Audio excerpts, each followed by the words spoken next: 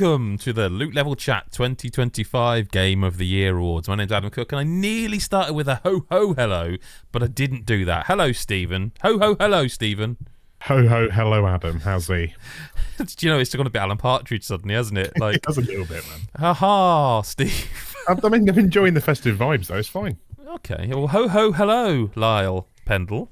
Oh, hello to you too, Adam. What a we wonderful festive time we're having. You've got a tree up, I've just noticed. I have, yeah. I had to. Yeah. I decorated. It was very, very rushed. I realised about 10 minutes ago. Ho hello to Mick Fraser. Hello, Mick. I ain't doing the fucking Christmas thing yet. You don't have to, mate. It's fine. But hello, everybody. I introduced Steve as a Game of the Year virgin, but he's not the only Game of the Year. No, I'm not. I'm going to stop that. What? No, I'm not. Hello, Kieran. How are you? I'm good. Did you introduce him as a Game of the Year virgin? I didn't mean I didn't mean I actually said it. I just introduced him as the first one because he's the Game of the Year virgin. Right. Truth. I never actually was intending to draw any attention whatsoever to the virginity of Stephen's Game of the Yearness. But here we are. You might give birth to our saviour on this podcast tonight. Wow, There's that a would be. possibility. If you could, Steve, that would be quite helpful, I think. I'll do what I can. We'd get No so many promises, but, you know. He does. Listen, if you don't know what this is, it is us talking for many, many hours about our favourite games or games we really enjoyed at various points during the year as a team, as a people, and trying to fashion them into some kind of sort of group site awards. So, like, ultimately culminating in what we consider to be the Game of the Year for Loot Level Chat. We do our own lists as well, which you'll be able to read, so you can eventually see like where we all sat individually. And we should also point out that at some point during these episodes there will be spoilers. That's just the way it is, and that's because there are categories that delve into things like story and our favourite moments in a specific section of a game or something. So we can't really talk about them.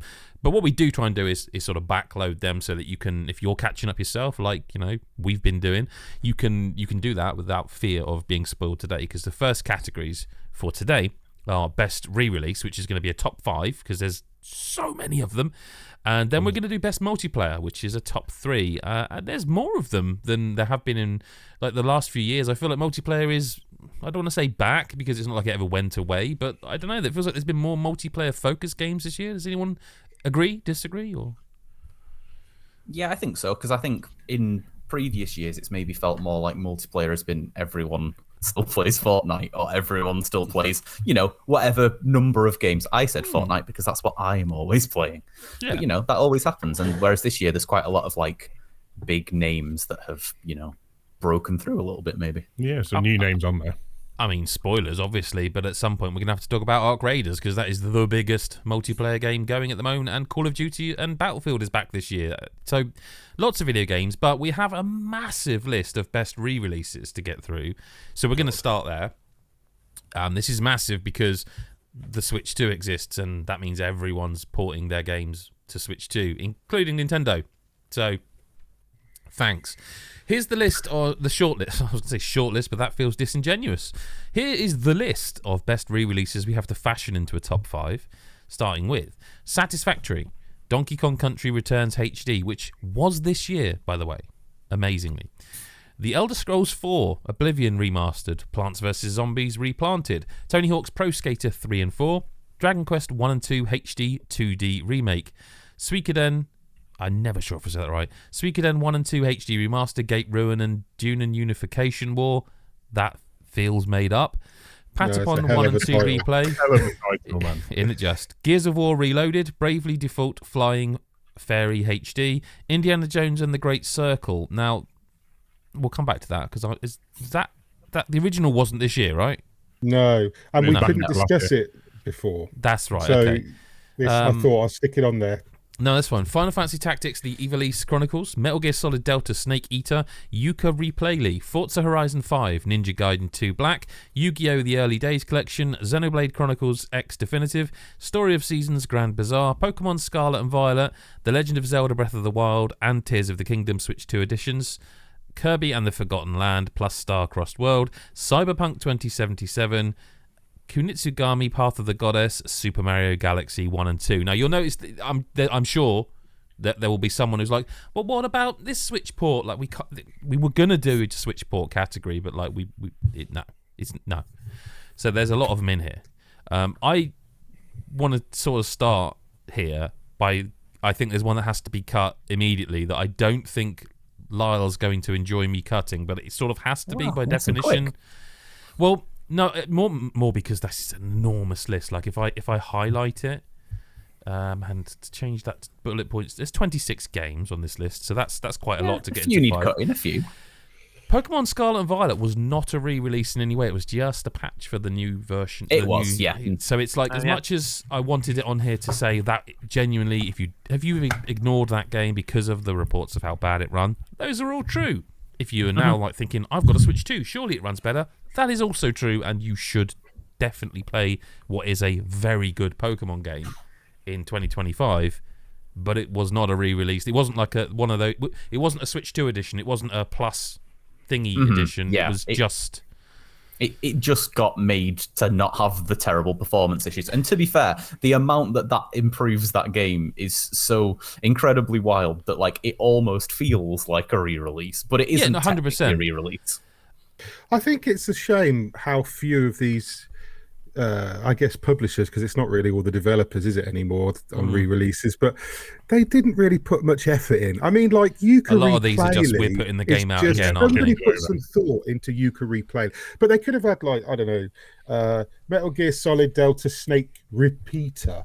Do you know what I mean? Put some effort. Oh, you into just mean the titles? Sorry, okay. I thought you meant they had not the actual games themselves. Yeah, I thought you meant the games were low effort. I was kind of on board with some of that, and now I look like a bastard. Yeah. I tell you, I'm going to ask about one that I didn't play and wish I had, but I haven't had the chance. Yeah. Gears of War Reloaded. How good a remaster was that, Adam? Because I think you're the only one I felt like it. It feels like the 10th remaster we've had of that game. Well, it kind of is, right, to the point where in the game for this, so I played it on PS5, and that's one of the reasons. That's the big deal, wasn't it? That's why. Well, that's why I've added, I think, Gears and Forza Horizon 5, because they are both like incredible video games. Now, Forza Horizon 5, I'm just going to say like that would be the next one I fell on the sword for, because it is just a re-release of that game on PS5, which is cool and amazing and awesome, and again, a fantastic video game. It's that, but like I thrashed that on Xbox because I loved it. It is just that game again, which is cool. Gears of War Reloaded is a bit more than that, but to Steve's point, in the menus there's like you can click a menu option to see the Gears of War Reloaded credits or people behind it. You can click to see the Gears of War. I can't even remember what it was called when they last did it. What was it? I don't Definitive remember. Edition? Gears of War. No, but like when they redid the first game as a Xbox One. Oh, it was the Definitive Edition, wasn't it? I think so. I'm sure Like there's 3 different credits in this game where it's just been. And like this, it still, I think, holds up as a phenomenal video game. It's got a really heavy feel to everything you do in that, because you are the bulky kind of Gears guys. And I don't think many games do that anymore. Like Sony used to do it with Killzone. You know, you had that heavy, everything felt heavy, and Gears of War feels heavy. And now shooters are very much about mobility and speed of movement. So it was a refreshing thing to play it. And I was as concerned as anyone when I played it to be like, well, can they? And look, the truth of it is, the cold hard truth is, does it look great? It does. But I think it didn't look bad.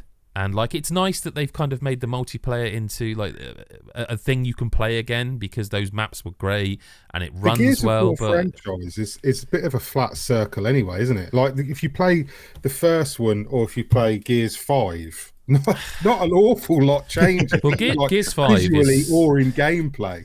Gears 5 is an interesting one for me, because I think like people are like talking about Metroid 4 and like the bike stuff that's been a lot of discussion, and that to me is very much what they did with Gears 5 in the way it's like it's a mode of transport to get from like area to area, semi-open world action. Yeah, exactly that. And a lot of games are doing that now. They're trying to take their sort of linear story shooter or game and expand it in that way. As for whether it makes this list, I mean, look, it's 20. I've taken Forza off already because I'm the only one who's gonna, I put it on there just to give it a shout out.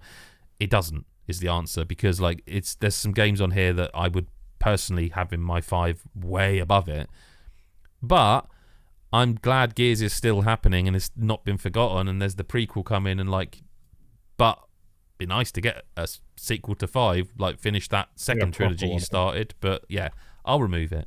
I can suggest another quick cut, as much as it pains me. I'm going to suggest Donkey Kong Country Returns HD. Okay, I wasn't. Which is a series that I absolutely love and I've kicked the arse out of for years. But I just don't think it deserves to be in best re-release, to be honest. It's so long ago, man. I can't remember what it was. It was just it looked a bit prettier. It was otherwise pretty much a straight port over. It was like the 3DS version, but shinier. That's right, yeah, because it had the easy mode stuff with. It had additions in there from the original release, but it's still the same old realistically. And it's there for diehards like myself who have probably played that game 5-6 times in their life. Phenomenal video game, but it does feel a bit doesn't deserve to sit in there, in my honest opinion. Can my sacrifice be noted should I need that at some point later on? Well, I was going to say this doesn't feel like a huge sacrifice because it doesn't feel like a year that Donkey Kong's going to miss out on everything every year. Because he's definitely represented. But it is worth saying as well, and I should have said this at the start, every game on this list is nominated at some point on these lists because we think they're a good example. It's not just a... Oh, for sure.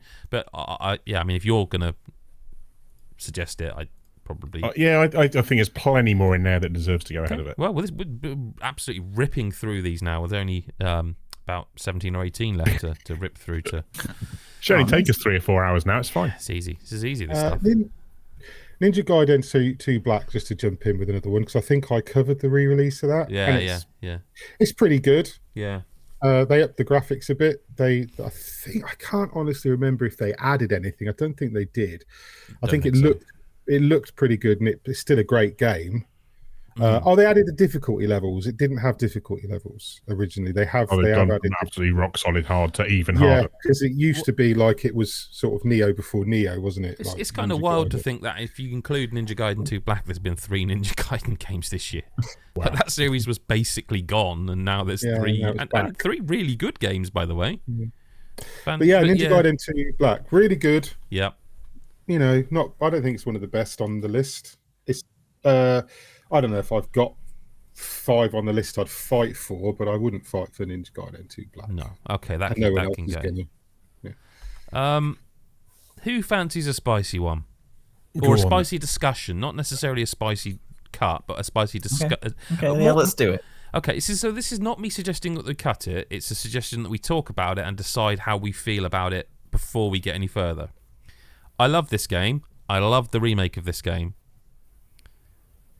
Plants vs. Zombies Replanted. Get it Get it gone. No, I love this game, and I was surprised by how when I started playing it, I'm like, oh god, it's happening again. That feeling I had when I first played that game, I wouldn't like to say when it was, but on iOS, it worked. I was playing it on Steam Deck, and it worked. It captured me, and I was like, I need to stop. I've played this all before, and I know they added some cool stuff. I guess the question I'm asking really is Kieran is the other person who played it, and Lyle played some of it in a preview. I played some. I played a bit after as well. Okay. Does it change the fact that we know some stuff now about it? Yeah, I think so. Does it sort of preclude us putting it in such... It's not even necessarily the things that came out about it when it was releasing, I think. There was some things around the audio, so it lacks the dynamic audio that the original had, which was... I went back and played the 360 version when I was reviewing this, and it is noticeable when you... I'd only forgotten about it because it had been 10, 15 years since I played it last, but... Can I ask what the thing is I've missed here? Because being insular me, I have no idea what we're talking around here. I bet it's AI stuff, is it? Oh, no, it's not. No, it's not. It's not. No? Oh, right. Yeah, they basically made a few changes. So the version that they built the game off, the remake off, is the Windows Phone version. Did we ever get that actually confirmed as to if it is true or what just people were saying? Because I think that's what people were saying. I'm not 100% sure. It's definitely built off the version. An inferior version, I'm assuming then. Well, so it lacks the dynamic audio, which is the thing the music is one of the best things about the game. The soundtrack's fantastic, and in the original, it would sort of pick up as more zombies were attacking you, and then it would die down again. So like the drums would kick in, and then the bass and stuff, and it was really cool. But they have made other tweaks as well, which I didn't know about while I was playing it, but I did sense something was not quite right because I was thinking this is really easy. I don't remember it being as easy as it is now. And what they've done is they've sped up some of the projectile speeds from some of the plants. Oh, okay.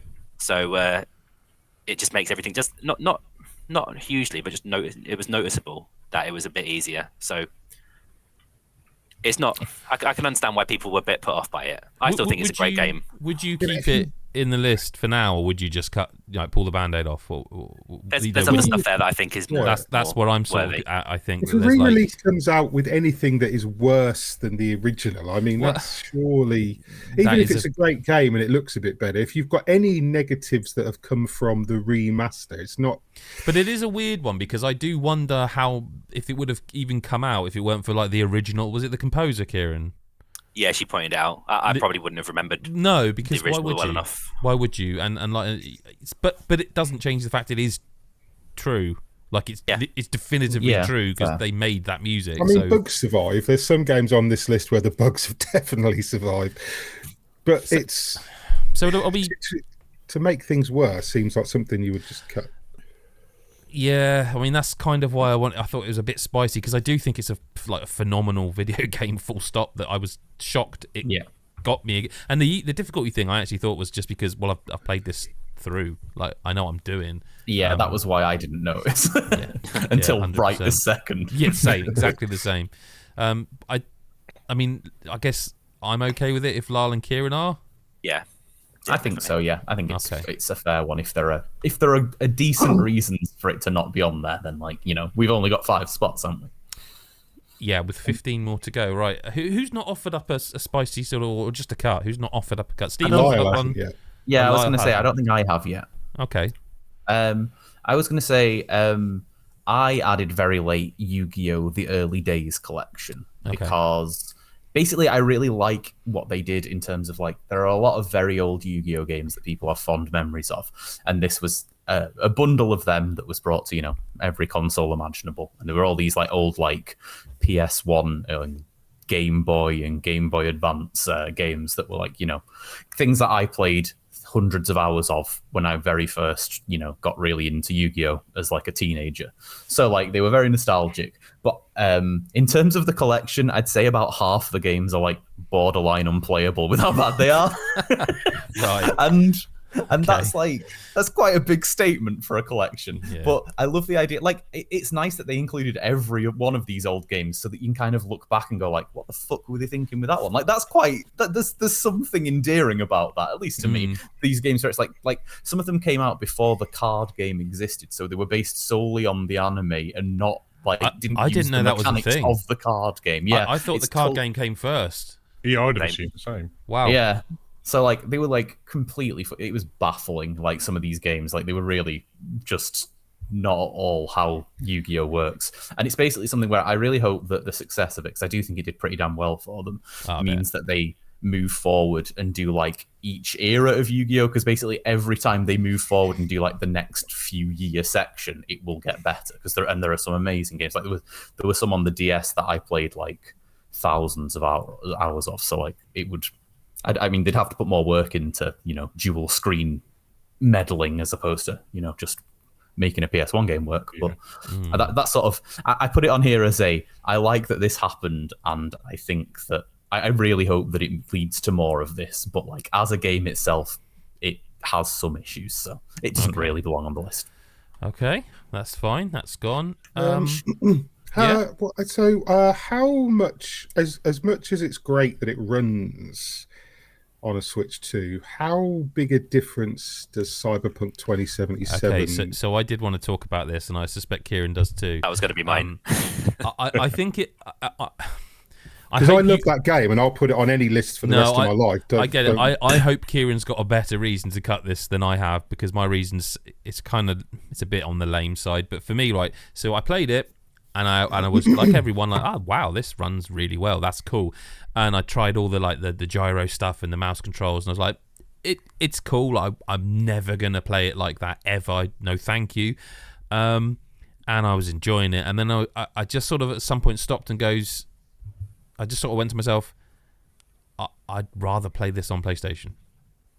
Like, as much as this is a Makes sense. cool curio of like, wow, well played, I feel weird celebrating. Well, actually, look, if a dev takes their game and ports it themselves with care and quality equals runs well on system, is like, again, and I'm not downplaying the fact that it is impressive, but it, like, how powerful is the Switch too? Like, you know what I mean? Like, I feel if you can just leave weird. around and pick up a PlayStation controller instead and play it there, then This is the thing. Like, play it it's an better. absolutely amazing port if you don't have it other already. systems. Yeah. I just feel like That's that kind of like a market's Switch shrinking. thing, though, isn't it? That's always been a Yeah, Switch. but what I mean is, I think that market's shrinking more and more and more, because let's say that the Switch was like someone's first console and their only console, and they got into gaming through it. Like, they're gonna at some point have tried a PlayStation or an Xbox or even a Steam Deck at someone else's house, like, and they will be in, and that's how people like us ended up. Like, we might, when I first played games on a console, it was like I had a NES, but eventually you get a couple of systems or a handheld system and so I feel like the days of it being like the excuse almost of going, oh well, if you've only got a Switch, that can't be many people, right? yeah, it's a diminishing market, that's for sure. Certainly. Bear in yeah. mind, this game is now like 25 quid on every other platform. Well, it's part of a lot Do you of know what like I mean? it's on PlayStation Plus Premium, isn't it? I Yeah, think, Steve? Yeah, it is. Yeah, it's available on there. Yeah. You can, the you can definitive stream it edition from is always being discounted, and so I think if you had another way to play it and you chose to buy it on Switch 2, I'd wonder why, unless you wanted it for a commute or whatever. But then it's not a commute game, is it? It's not. I don't think it It's is. not No. not a pick it up for 5 minutes game. It's a. I mean, look, I would cut that and Kunitsugami.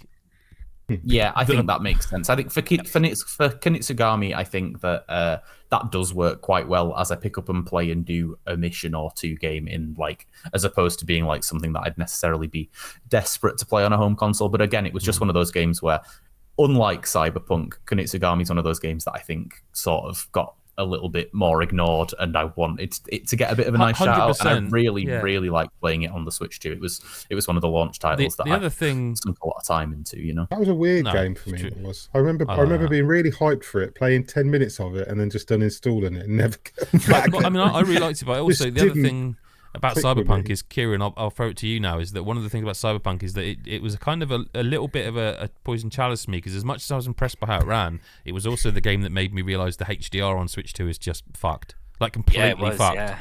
You remember I forgot that? about Like, that. it doesn't work. Like, whatever they are doing with HDR2 on Switch, it is not like any of the other consoles. It just isn't.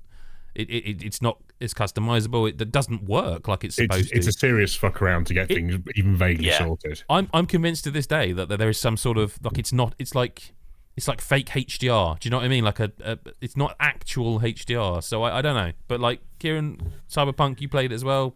Yeah, I was going to offer it as a cut. To be honest, Okay. it's like you said, it's a curio. It's cool Yeah, seeing it that's run it. on the Switch, but I don't want to play it like that at weird sort of No. like 35 FPS with shitty Joy-Con controls. And if you do, you have a handheld PC where, like, Well, yeah, yeah, I just, and it's, again, that's cool. The fact you can move your saves across and stuff, and like, and it That's great, yeah. genuinely is cool. But like, I just, for us, How was the mouse stuff for it, man? it Because that's one exactly thing I've what been you'd kind of expect. wanting to try and haven't had No, really. you play it really on, aren't missing anything, mate. It Like, works. Really? It Oh, works. it works fine. There was weird mouse controls in Kunitsugami too, and that There was was. fucking miserable. Yeah, there is. Let's cut them all. Not them all. Sorry, those two. All of them. Yeah, just No cut ways. everything and give them. I feel well, like guys. I'm slicing through them now, so someone else needs to. Well, pick up. I want to slice one because I think, well, I assume it's on your list, Mick, but you're the only one who's played it. No, Lyle Suikoden. No, I didn't play it. Yeah, It it was on wasn't my list. I just wanted to add it because it was a big re-release this year. Like, well, it was a big re-release if you're like me and you're like, that was the reason I was hyped for Ayuden Chronicles, which was fucking superb. Oh, Because Ayuden Chronicles is Suikoden remastered, like in every way that counts. That's what Ayuden Chronicles was. And so I was really excited because I remember playing Suikoden fucking years and years ago, 1 and 2, and it was one of those games that I had and I rinsed because I used to rinse games when I was younger, and you only had the one game, and you know what I mean, like the old cliche stuff. And it was really good, and I was really, really happy to, because I got it on Vita just to play it years ago, just because I really wanted to play it again. But I wanted more from a remaster. Like, they didn't do much with it. Like, they put all the games in, all the DLC, and everything was all together in a package, which is nice. But they did, like, they said, they did little bits with some textures, and they fixed some of the way some of the animation flowed and stuff like that. But really, they didn't really do much with it. And like, if you're going to remaster a game, I want you to do more than just like tighten the audio and do you know what I mean? It wasn't much to it really. It just felt like we've packaged these classics and sold them to you again. So, which I really enjoyed playing them. Brilliant games, but yeah, you can cut that. But I want to stick with you here because there's another game I think we have to cut for the same reasons we cut one of mine. I think Indiana Jones probably has to go for the same reason we cut Forza Horizon. So in another life we didn't get a chance to talk about it because of the way the schedules were and the way they released the release of the game. So I just wanted to give it a shout because it's it's not going to get a shout on anything else. I do want to just shout out something else that sort of relates to that and to Forza. It's really strange, like, to say it when these, so it's like Forza Horizon, Indiana Jones, these are made by companies that are owned by Microsoft, by Xbox. It's really weird in being in a world where Xbox has a console that when they launched it was like the world's most powerful console or whatever the tagline was. These games are better on PlayStation because they have things like the DualSense 5 stuff. It is a really fucking weird world. Like, do you remember when Xbox just sent out the surveys about the controller and like people thought they were going to make one themselves? I mean, they still might, but like, it's so they're not going to do that. They've positioned themselves in such a strange place now. Yeah. I mean, it's a Game Pass machine, but like, almost why bother? Bloody but hell. It's an easy cut. Yeah. Okay, well, we're down to 15, so 10 have got to go, but that's not bad considering we had over 25. You've done pretty good, haven't we? Yeah, I Surely there's a couple here that might be worth a discussion that both nearly have the same name. Yes. Is it the one? Legend of Zelda Breath O' the Wild and Legend of Zelda Tears O' the Kingdom. Not even good games, are they? So we might as well. You're not here for that now. Fuck off. It's a They're really ones that I would weird ask discussion. again, though. How because both of, and I'm sorry, Lyle, both of those are really good games. Like, I'm not a big fan of Tears of the Kingdom. I really did like Breath of the Wild though, but like, I wonder what the big like. Well, they ran like really high. They were like high definition stuff too. And like and they added the app support stuff and but like, and they ran properly. Like, they ran at 60 really well and looked really good on the original Switch. You might think it did, but when you play this, you're like, oh, this is what it was supposed to look like. There's a between the two. I've been playing a bit of Tears of the Kingdom this week, and you can definitely tell that it's well, Steve, when we went to the Nintendo preview event, like, we were both not skeptical, but I wouldn't say we were skeptical, but we were both like, how much better can they really be? And we didn't even, at that point, we hadn't played it, we just saw it on the screen. It's like, oh, fuck. That looks pretty. And it's both top 5 for this list, though? No, I think at least one of them should go. Yeah, but then we've got to argue about which one stays and which one goes. So do we just put them to the side and see how we feel? They're both the same. I would say they're both, relatively identical in terms of levels of improvement. Can't you just cheat and squeeze them both into one entry? I was wondering that. I mean, they were pretty much the same game. No, but they are separate purchases. You can't buy them as a bundle, can you? I don't think even. No, I don't think it's it's a bundle. Like a cash in that's been missed. Well, yeah. I mean, it's not like Nintendo, is it? No, not at all. They'll find a gap for in like February to bring that out. It'll be fine. There are games on this list I feel more comfortable cutting ahead of them. I'm not saying I think, they definitely both make it, but I do think you're in a weird world where, like, if you cut one, you have to cut them. But it's going to be a weird in discussion at some point. It doesn't have to be now, I guess. Okay. I've got to cut in the meantime.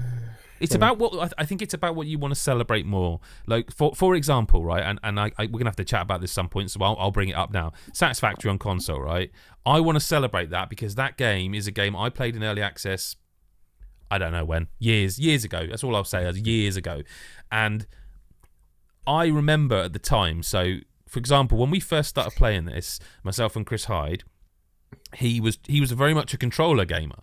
And he was like, the controller doesn't work. And it's like, no, this game doesn't just not have controller support. it doesn't actually recognize a controller. It was like, you have to use mouse and keyboard.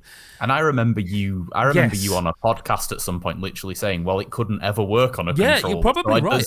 just- And it's magic, man. Like, what they've done, I now play it it's now my console comfy game. Like, I could just go back to play it on PC, but I will just carry on playing it on. So, like, I want to celebrate the fact that they got there, if that makes sense. They not only delivered on like the 1.0 release last year. They came through with the console release, and that was the thing. Like, I wasn't like, oh, I wonder how it looks on PlayStation. I didn't really care. It's not that kind of game. What I wanted to know is, how does this actually play with a controller in my hand for the first time ever? This game I know better than most. You know what I mean? Certainly in the industry, I would say. How's it going to play when I actually hold a controller? It won't work. And Mick can back me up on this. Like, you play it and it's like, oh, you would almost go, if you handed it to someone, that you would go, well, this is probably how it was on PC. It's so intuitive. Yeah, like, it's magic. And yeah. Whereas, and again, this is not to shit on Zelda, like, just as a comparison between the two, products, I'm more happy to sort of celebrate Satisfactory for that and say that is a re-release because it's the game coming to console for the first time. Whereas Zelda, you could argue, and this is devil's advocate, so this is not me saying this. This is the host, devil's advocate here. You could argue this is a bit like Pokemon, where people are like, "Oh, it's great now." It should have been already. You could make that argument if you needed one to go, well, we need to cut them both. It's a fair point, man. That's for sure. But just with Satisfactory though, yeah, again, just to also be devil's advocate, yeah, that's had controller support on PC for a little while now, hasn't it? Not for very long. Not for very long. It was definitely been a few months though, at least, hasn't it? No. It's not like brand new for PlayStation. No. Yeah. But it's got stuff on PlayStation as well. I can't obviously it won't have this on Xbox, but like they Mick will know, they added so it's got like, it uses the DualSense, like the speaker and everything. And I kind of got a soft spot for when games do that, when and they the haptic feedback. I love it when they do that. Yeah, like, it's not just here's the PC version, now we've got it to 1.0. Right. It is genuinely, they have gone into, and again, not for nothing, but it's got all sorts of like FOV options, which is not a thing you often see as like on every first person console game. People like the FOV sliders. It's not something I've ever really mucked around with, to be truthful with you. You can look at more conveyor belts at once, then it's great. Yeah, but like there's just, you joke, but it's weirdly addictive when you get those conveyor belts. Sometimes I just watch them. Strangest fucking thing. Sometimes you just watch them to like. I found myself at one point going, I wonder if, like, because they upgraded it to Unreal Engine 5 as well at some point before it hit 1.0. It looks really good. Yeah. But I sometimes will watch the conveyor belts go into a machine. It takes the time it takes, and then it spits it out, and it's all like, I love that game. It's no shock, but like there are other games, like Kieran, not to target one I know you like, but Story of Seasons, Grand Bazaar, very good video game. I was going to offer it up because I didn't know it was a remake until you put it on here. Yeah, it's a remake of 3D, a Harvest Moon game. Yeah, I didn't know that. Yeah, I mean it's a really good re-release. I mean, I didn't play the original one, but the Switch 2 version is really good, and I got into it way more than I thought I was going to. But there's other stuff on this list that I would rather see. So shall I cut that now? Yeah, I'm happy for that to be cut. Okay, I mean we are getting that. So we've never done this sort of thing. If I was to say take a vote now on if you want to just cut the Zelda games or not. Steve, what would your vote be? Would you cut them or keep them? Looking at what's on the list, looking at what's there, bearing in mind to keep those two, that you've got to lose, two of the other five. Yeah, it's a tough one. Would I be keeping it in on the strength of nostalgia potentially for Breath of the Wild more so than what they've done to it? Probably. Is there enough there to say this is one of the best re-releases? Reality is it's got a nice shiny coat of paint essentially and runs well. That's probably not enough, really, unless you're really into using Zelda notes. There's two save files now. There's 3 on there specifically. There's 3 games I'm looking at on there that I know were really good remasters of the original, or not just, we've prettied up the graphics, or it runs a bit smoother, or I think there's some in there that have had things added as well as. Yeah, I could say that for at least 2 or 3. Yeah, the more I look at the list, the more I think having 2 games that we're not cutting that are like. Well, not, it just feels sacrilegious getting rid of. I guess Zelda that's the other question we could ask here, right? And if we somehow magically get a consensus of which one if let's say we were to just cut one now of those 2 Zelda games, right? Mm-hmm. Steve, which one would you cut? Tears of the Kingdom. Okay, well that's already fucked it because I would have kept Tears of the Kingdom. Kieran, would you'd cut Breath of the Wild? I'd cut Breath of the Wild. Mick, I haven't played them in the new version, but I would argue surely the Breath of the Wild is the bigger improvement. If you're talking about the version of out of the 2, it is the more improved. That's what I mean. Like Tears of the Kingdom probably doesn't change. Even though it looks better, less noticeably. Breath of the Wild would have been noticeably probably technically worse than Tears of the Kingdom in the first place. Yeah, it used to tank a fair bit in certain areas, and that now doesn't happen. Yeah, so that's the only. And I mean, I have no dog in this fight, but that's what I would say. I would say Tears of the Kingdom though, because with Breath of the Wild, it only really tanked where the Deku Tree wasn't it? Whereas Tears it was that and the heavily jungled areas. There's a few bits where there was just too much on screen for it to handle at times. Whereas that happens all the time in Tears of the Kingdom because you're constantly building shit. It can now I handle don't remember stuff, any of that tanking on Switch 1 ever. It didn't tank, but it never ran like amazingly. Yeah. It was like a little bit ropey by default, I thought. It was 30 with dips, wasn't it? Like, or 30 do we just 40. go bold and bin both of them? I think they're big enough that we kind of have to vote. But I mean, if Kieran's saying yes, you're saying yes. Mick, I think I'll say yes. Lyle, I know what you're saying. I don't need to ask you. I mean, well, that's kind of 3. Even if I say no, it's 3v1 before Mick's even voted. So Mick, just for the sake of it. Just for the sake of it, it's 3v2. I'll side with Adam, but really, okay. Well, I was actually, to be fair, I was actually going to vote to cut him anyway. So yeah. Oh well, it's me then. 4v1. I mean, I've done that. Bear in mind, I fought. I've done that on the dock, and if I do that, you can see me taking it away. Does anyone, when it's gone, feel like, oh, that's wrong? Because I feel like it's fine. I feel fine. No, that's okay. Okay. I know it's a little bit early to lock anything. So no, I don't think it is. We're nearly into a 10. Because I think there's a couple of easy cuts still, though. If you don't want to, let's have the easy cuts. Yeah. I'll go for 2. I'll cut 2 that I think I added specifically. That I think they've done good to stick around, but are they 2 that only you have played by any chance? I don't think so. I think one might not be. Okay. I know you've definitely played one of them, but one of them is Patapon 1 and 2 replay, where they did things to that which I really liked. They made it so that they're not ridiculously difficult, so it's like doesn't take years of grinding to play through them. But I mainly just sort of liked their existence because it was like it was after Astrobot, where it was like, oh, those games where you started to see the little characters in Astrobot, like maybe this is going to start happening a bit more, and that made me very happy. So I just thought it was really cool that was. It's kind of it's one of those remakes where you sort of you think, oh, I hope that did well, so they make a new one. But also, was it? They could have had 3 in it as well, couldn't it? It could have had 3 in it as well, and that's weird in its own right.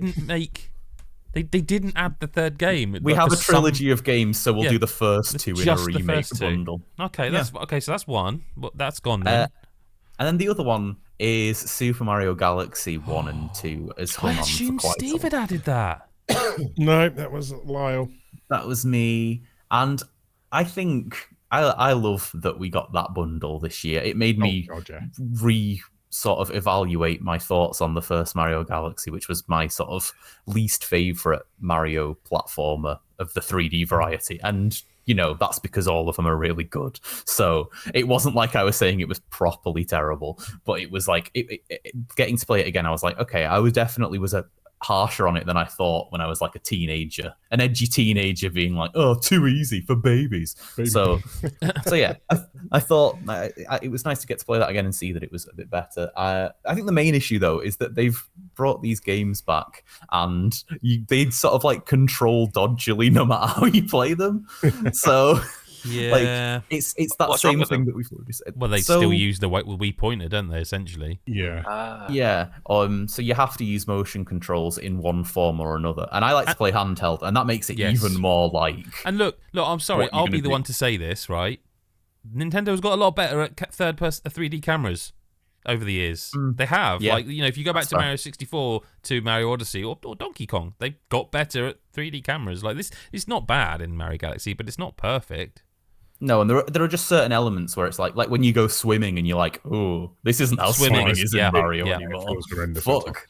Like there are a few little ropey elements, and I think most ways you try to play the game, it doesn't feel great because there is some element of the motion controls that are a bit hard to 100% replicate. I mean, what would we be keeping on the counter to that? Well, we can't really keep it on a list of 5 just because they eliminated one of the menus from or the auto save menus, or because they it does still sit a little poorly with me that they're charging for this game again when they delisted it on the Switch.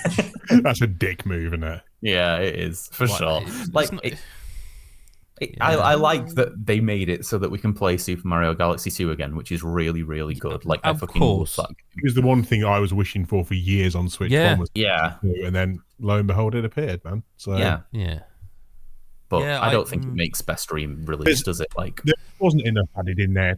All right, again, it's got a nice shiny gloss on it The again. storybook does look very was nice. expanded, wasn't Yeah, it? but beyond that, they've not really done a lot more. There's a few little cuts here and there and tidied it up. But other than that, it's a No. great game, but it's not one of I the don't want to excite people, but if I do delete that, we're down to 10. And I know we've done pretty good, haven't we? there's one on here though that I want to. Hang on. Am I deleting it? best. Is he doing Yeah, it? Yeah, I think so. Yeah, I Right. think it's fair. Okay, there's one on here. You were saying, Mick. Sorry. there's one on here. I don't know who added it, but I would have if it hadn't already been on there. Which Okay. is probably of the remasters and re-releases I've played, and there's a few that are there that aren't even on this list.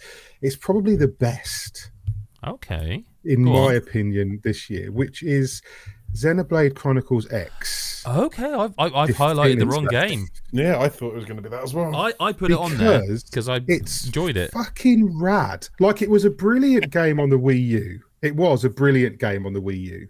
Yeah. And this, and I know it's only been up, like it's been ported to Switch. Is it? I don't think it's on Switch 2, is it? No. Did So it that's go one to- of the negatives against it is that it's the one of Yeah, the they few didn't games put it they're on like Switch, people are which- like, what? Where's the Switch 2 Yeah. version? Or where's the I mean, where's that the doesn't- patch version for that? Yeah, Where's the, that doesn't you know? bother me because I haven't got a Switch 2, but I can see why it would. But they added stuff, they added quests, they added features, they tightened up tons of the But is that added mechanics. for this version? Yeah, because it was Okay, only because this version. I like this game, but I never played the Wii. Wii or Wii U? Yeah, Wii. the Wii U. version. Wii U. Okay, I It never was played Wii the U, original. yeah. This is the reason I don't like the other Xenoblade Chronicles games, because So I this prefer the is- other ones. Yeah, see, I don't, and this was because of the open world and the party system and the way the loot works and the way the progression works and the giant fucking mech you get 20 hours in, all that stuff, and it plays like an almost, in my opinion, slightly better version of Final Fantasy 15, where you just roam this land and there's giant monsters and everything's leveled so you know what you're, and it's just a fucking brilliant game.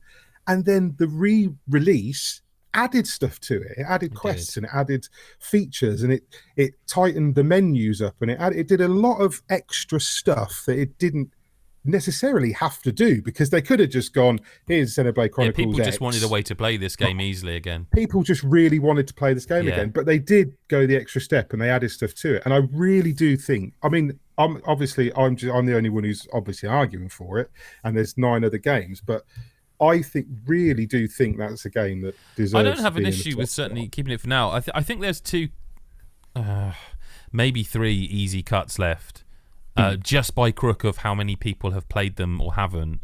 And I think I've got to hurt myself and Lyle to do it. Great, I love this. Thank you. So the one that's I think is the easiest to cut is because if it's a technicality, which is always nice when it's easy, isn't it? Lyle, I think Kirby has to go on a technicality, because although the game was upgraded, Starcross World is kind of like extra DLC content, if that makes sense. Like I guess so. Yeah, because It was- I could get the upgrade pack if that makes sense. Oh, I see what you're saying. Yeah, but Nintendo are doing this thing now where they're releasing a sort of Switch 2 edition of a game like that, and you don't get the vision. So say if I download that now, the original game I played when it first came out, I don't get like the frame rate updates and stuff because it's not the Switch 2 edition. Now, I would get that if I didn't get the Starcross World bit because that's the new content. I don't know how I feel about like needing to pay for a new edition to get I mean, is it any different to Days Gone Remastered, or I don't know. I feel conflicted about like. I guess I feel conflicted about Nintendo doing it as well now. You know.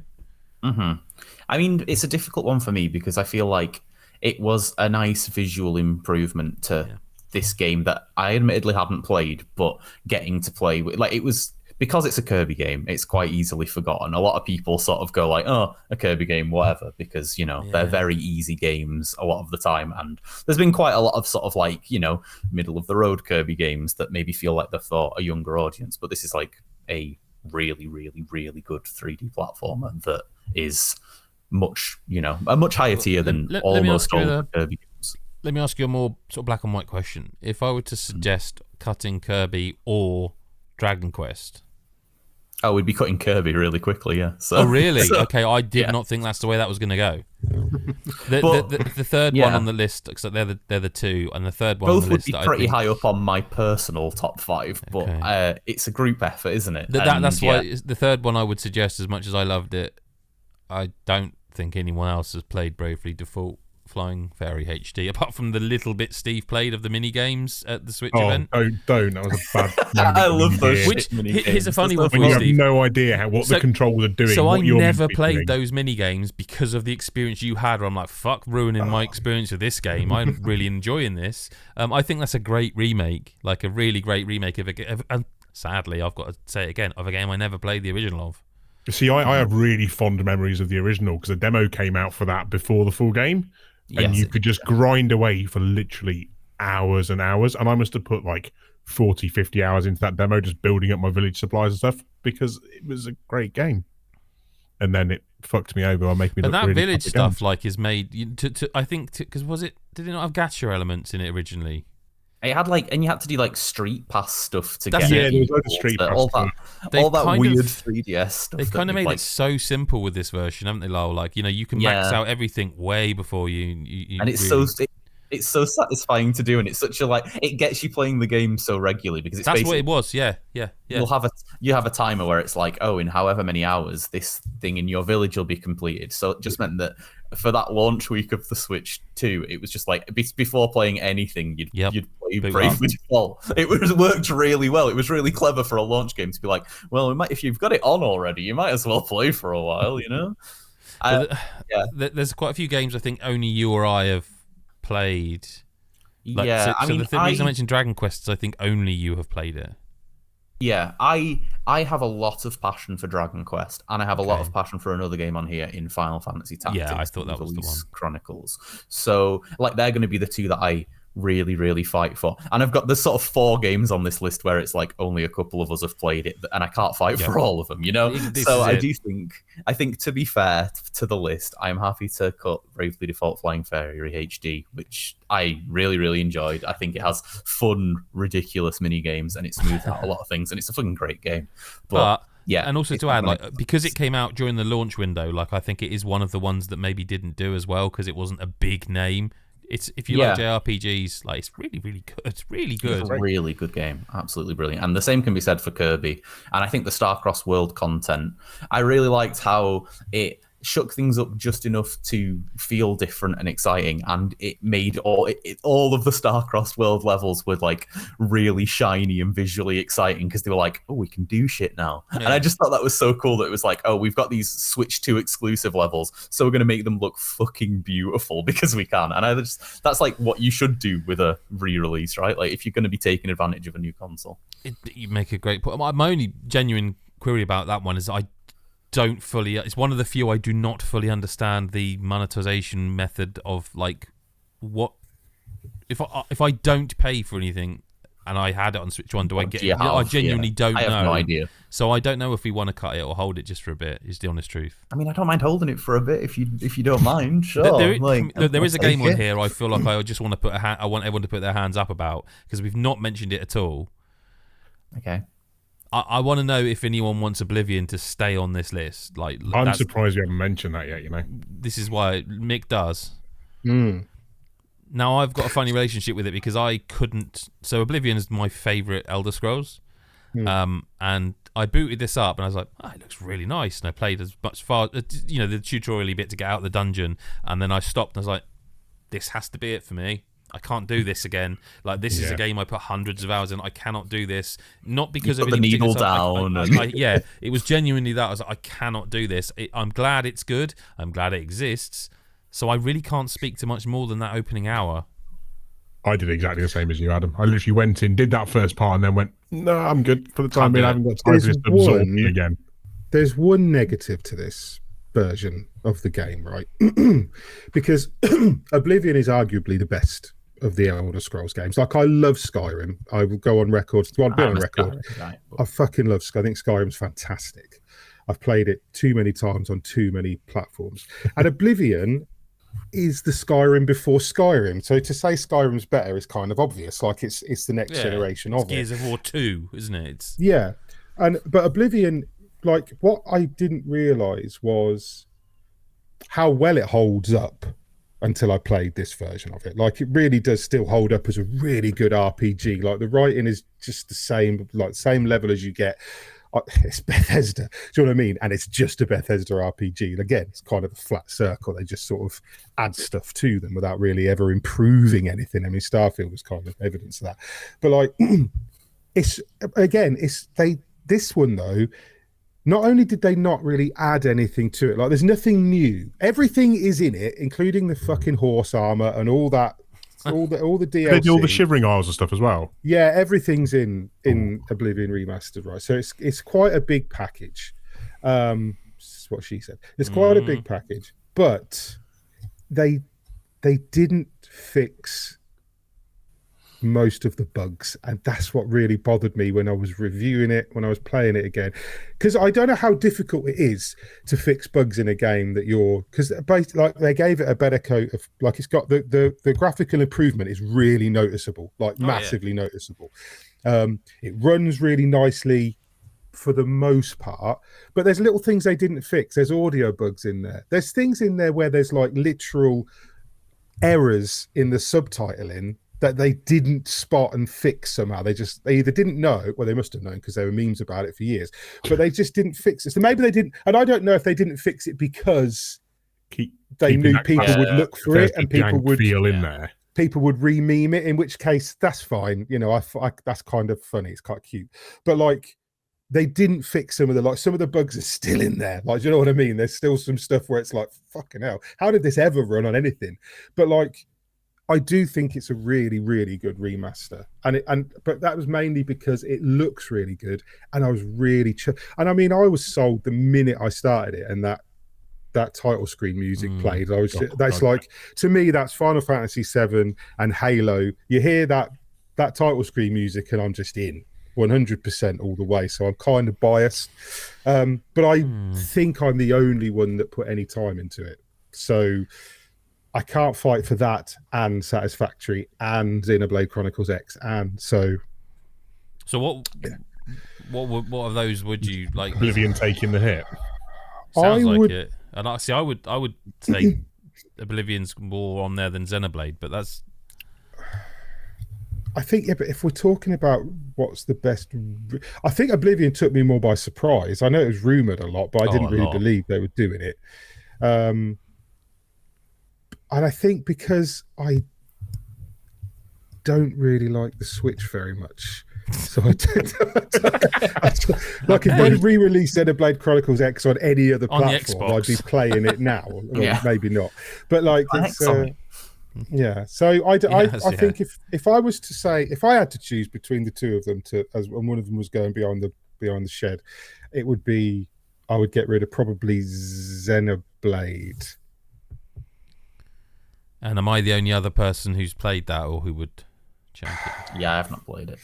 I imagine I'd I've love only it. played the original, so- I own 2 copies of it on Wii U for some reason, and I've still never played it, but I want to. You know? So we're at 9. Yeah. There's a couple we haven't talked about, but I think they haven't been talked about because they're locks. I mean, let's just say it. Let's just recap where we're at with the 9. Satisfactory, The Elder Scrolls Oblivion, Tony Hawk's Pro Skater 3 and 4, which I think is a lock, so I think that's why that's not been discussed. Yeah, sure. Dragon Quest 1 and 2 we've discussed. Final Fantasy Tactics I think is close to like the lock in terms of Lyle's passion. Metal Gear Solid Delta I feel we haven't discussed, but again I think that's because in our heads it's probably a lock, but we will talk about it. Yooka-Replaylee is an interesting one because I think only Steve and I have played it. I have a lot to say about that. Xenoblade Chronicles X Definitive and Kirby and the Forgotten Land are the 9. If I promise not to fight for both and we will cut one, can we leave them on for now and see if there's any other cuts? Well, just push that choice out till later. Steve, I'll put it to you, Steve. That seems fair. Oh, no, I see. As soon as I was about to say Yooka-Replaylee feels like a cut to me, but as soon as I started to think it's like... If we're doing it by terms of best re-release, I kind of think even if it sneaks on at 5, it needs to be on... Like, that is a game I did not like. Man. That's a game I did not like, man. Did to that game. Yeah. This is not in the same way like, oh, Nintendo, it should have ran better. This is the game Yooka-Laylee should have been. Like, I did not like Yooka-Laylee. Yooka-Replaylee feels like a fantastic Nintendo-style collectathon game. Like it is a definition of taking a game you would expect it to happen and stuck them into this one. Well, how often does a game get made, right, that was actively not panned, but this is a game that got 6 out of 10s, and they did right by their product and made it the game it should always have been. Yeah. How many remakes are just like, this is a game everyone loved, so we're doing it again for a new system? And how many games do what this has done? Do you know what I mean? Yeah. It's one of those things where they've taken on board everything that was said about it at the time, and literally all of the points where it got a good kick in, are now all fixed. And it was a game I enjoyed anyway. I don't even think fixed I was putting is the right word, though, man. Compared to a lot of people, but it's fantastic now. And I don't think fixed is the right word. It's like the fact that so this is a game where it was almost like a kind of Metroidvania that you got powers as you went through the game, abilities as you got through the game. In this new remake, Replaylee, you have all the abilities, the character. So imagine in a Mario game, right? If you didn't have, say, long jump, long jump or something, or the spin jump where you spin the stick and jump. That's something you unlock as you play it. That's what the original was. In this, you just have the move set. Like, that is, I know it's mad, but it means when you get to a world, you can absolutely rinse that world first time round without having to come back later. It's almost changed genre from like a Metroidvania 3D style platformer to a straight up. Yeah, it felt like they might have done that as a longevity thing and artificially extending the game by doing that first time around. Help it but now they've extended the game in other ways, adding new things, so you don't need to do that anymore. But they've made it a better game. It's a better game. Remake title, like I think it needs to be in a really. It is the definition of what a best remake is. Just that sounds like the first lock. Yeah, I mean, I'd be happy for it to sit anywhere. I feel like if I played it, I'd be really on board with it. Yeah, as well, but Lyle, weren't you like me? You didn't like the original, did you? Very much. I didn't like the original. That's why I didn't look at the. Remake. No, I would. For me, the original was a 6, and that's being generous. And this is like an 8 to a 9. Like that's a big. I played the I either did a preview or played a demo to cover it in some form at some point. Replayly, and I was like, this is like, it feels almost not like the same game. How much they've put into this. Like it was, I think I would want it on the list if the passion's there for people who have played it and it adheres to kind of the rules of what the top 5 Yeah, are. exactly. It really feels like, I'm not saying it wins, but it feels like it really should be on a list of 5. Okay. Should we get rid of Kirby now? I think you should get rid of Oblivion as well. Oh, he's made a choice. Well, hang on. So Lyle's saying get rid of Kirby. Am I hearing anyone say no? And that's gone. And Mick is saying get rid of. I honestly thought you said Skyrim then, but you definitely said Oblivion. I did say Oblivion because again, it's got a great new coat of paint. but that's all it's got. And like they didn't even fix some of the stuff that was. And I don't mean like mechanical stuff. I mean they didn't fix some of the bugs. Do you know what I mean? It's like, why didn't you address this? So like, and versus the other one that I was really arguing for, which is Xenoblade, which did not just improve the graphics, it added stuff as well. And I mean, if it felt like they were trying to say this is what we wanted to make, but we ran out of money or time, or you know, if no one's gonna. I don't think anyone else is arguing for Oblivion. We just need 2 from 6 because one's been locked in temporarily. You're hovering over another one we've not discussed at the moment as well, which I think is a given. You think it's a lock? I think it's a lock in there somewhere because again, I mean, I haven't played 3 and 4, but I 1 and 2. This is to 1 and 2. You know the jump from the original 1 and 2 to that's what I'm saying. If it's the same jump. Yeah. It's exactly. And there's no reason I haven't played it. I just haven't. It's just one I haven't had 3 time. And 4 is to the original 3 and 4 what 1 and 2 was to 1 and 2. I know that's I think 3 and 4 for me are the games that are the best Tony Hawk. And 3 was my favourite of the lot. Yeah, same. 3 was really my favourite as well. It sounds like a lock to me. Mm-hmm. You know. That. Well, we can keep locking, but we do need to cut 2 still. That's 2 cuts and 2. Well, you've not cut Elder Scrolls yet, which you I have. It's gone. Oh, mine hasn't updated. Then, well, there you go. No, it has gone. I promise you. We're down to 7. Satisfactory. Tony Hawk's locked. Yooka-Replaylee locked. Dragon Quest. Final Fantasy Tactics. Metal Gear Solid. We should probably talk about Final Fantasy Tactics and Metal Gear Solid just to say we've talked about them. Because I'm not. Well, I'm not a hater, but I'm a Metal Gear Solid unliker. I don't like that franchise. I liked Metal Gear Solid 1 back in the day. I've not liked any that I've played since. I just don't. I'm specifically a Metal Gear Solid 3 not liker. Also, I fall into this category also, but I have played Remake. Snake Eater Delta. Snake Eater Delta. See, I'd back up 3 because I think it's a great game. I just haven't had a chance to play this version yet. I'm quite impressed by the remake of this, Kieran. I know we're both a bit late to getting to it, but I do. It's whatever that I didn't like in the original, like the other Metal Gear games, but this feels like a genuine. I hate to use the parlance of love letter to the fans, but like you're a fan. Is that fair? Yeah. It's a love letter to the fans and to Kojima. I think like it's such. You know what he's like. He's very He's got his style. He's an auteur or whatever you want to describe him as. To remake one of his games without him involved, you'd have to do it well. Otherwise, it's going to fall apart. And I think they've really taken a lot of care and attention, and it's just packed with, from, again, I've only played sort of 2 hours, a couple of hours at this point, but from what I've seen, it looks like they pack in a lot of love to that original game, to the point where there's all those posters dotted around the game with women in bikinis and that from the original. Classic, They've gone back in and updated all of those with pictures of the same models, but now their mums holding their babies, and that's cool. Stuff like that's a really nice touch, and they've modernized the game as well. So it was a bit hard to play originally, I will admit, despite it being one of the best games ever.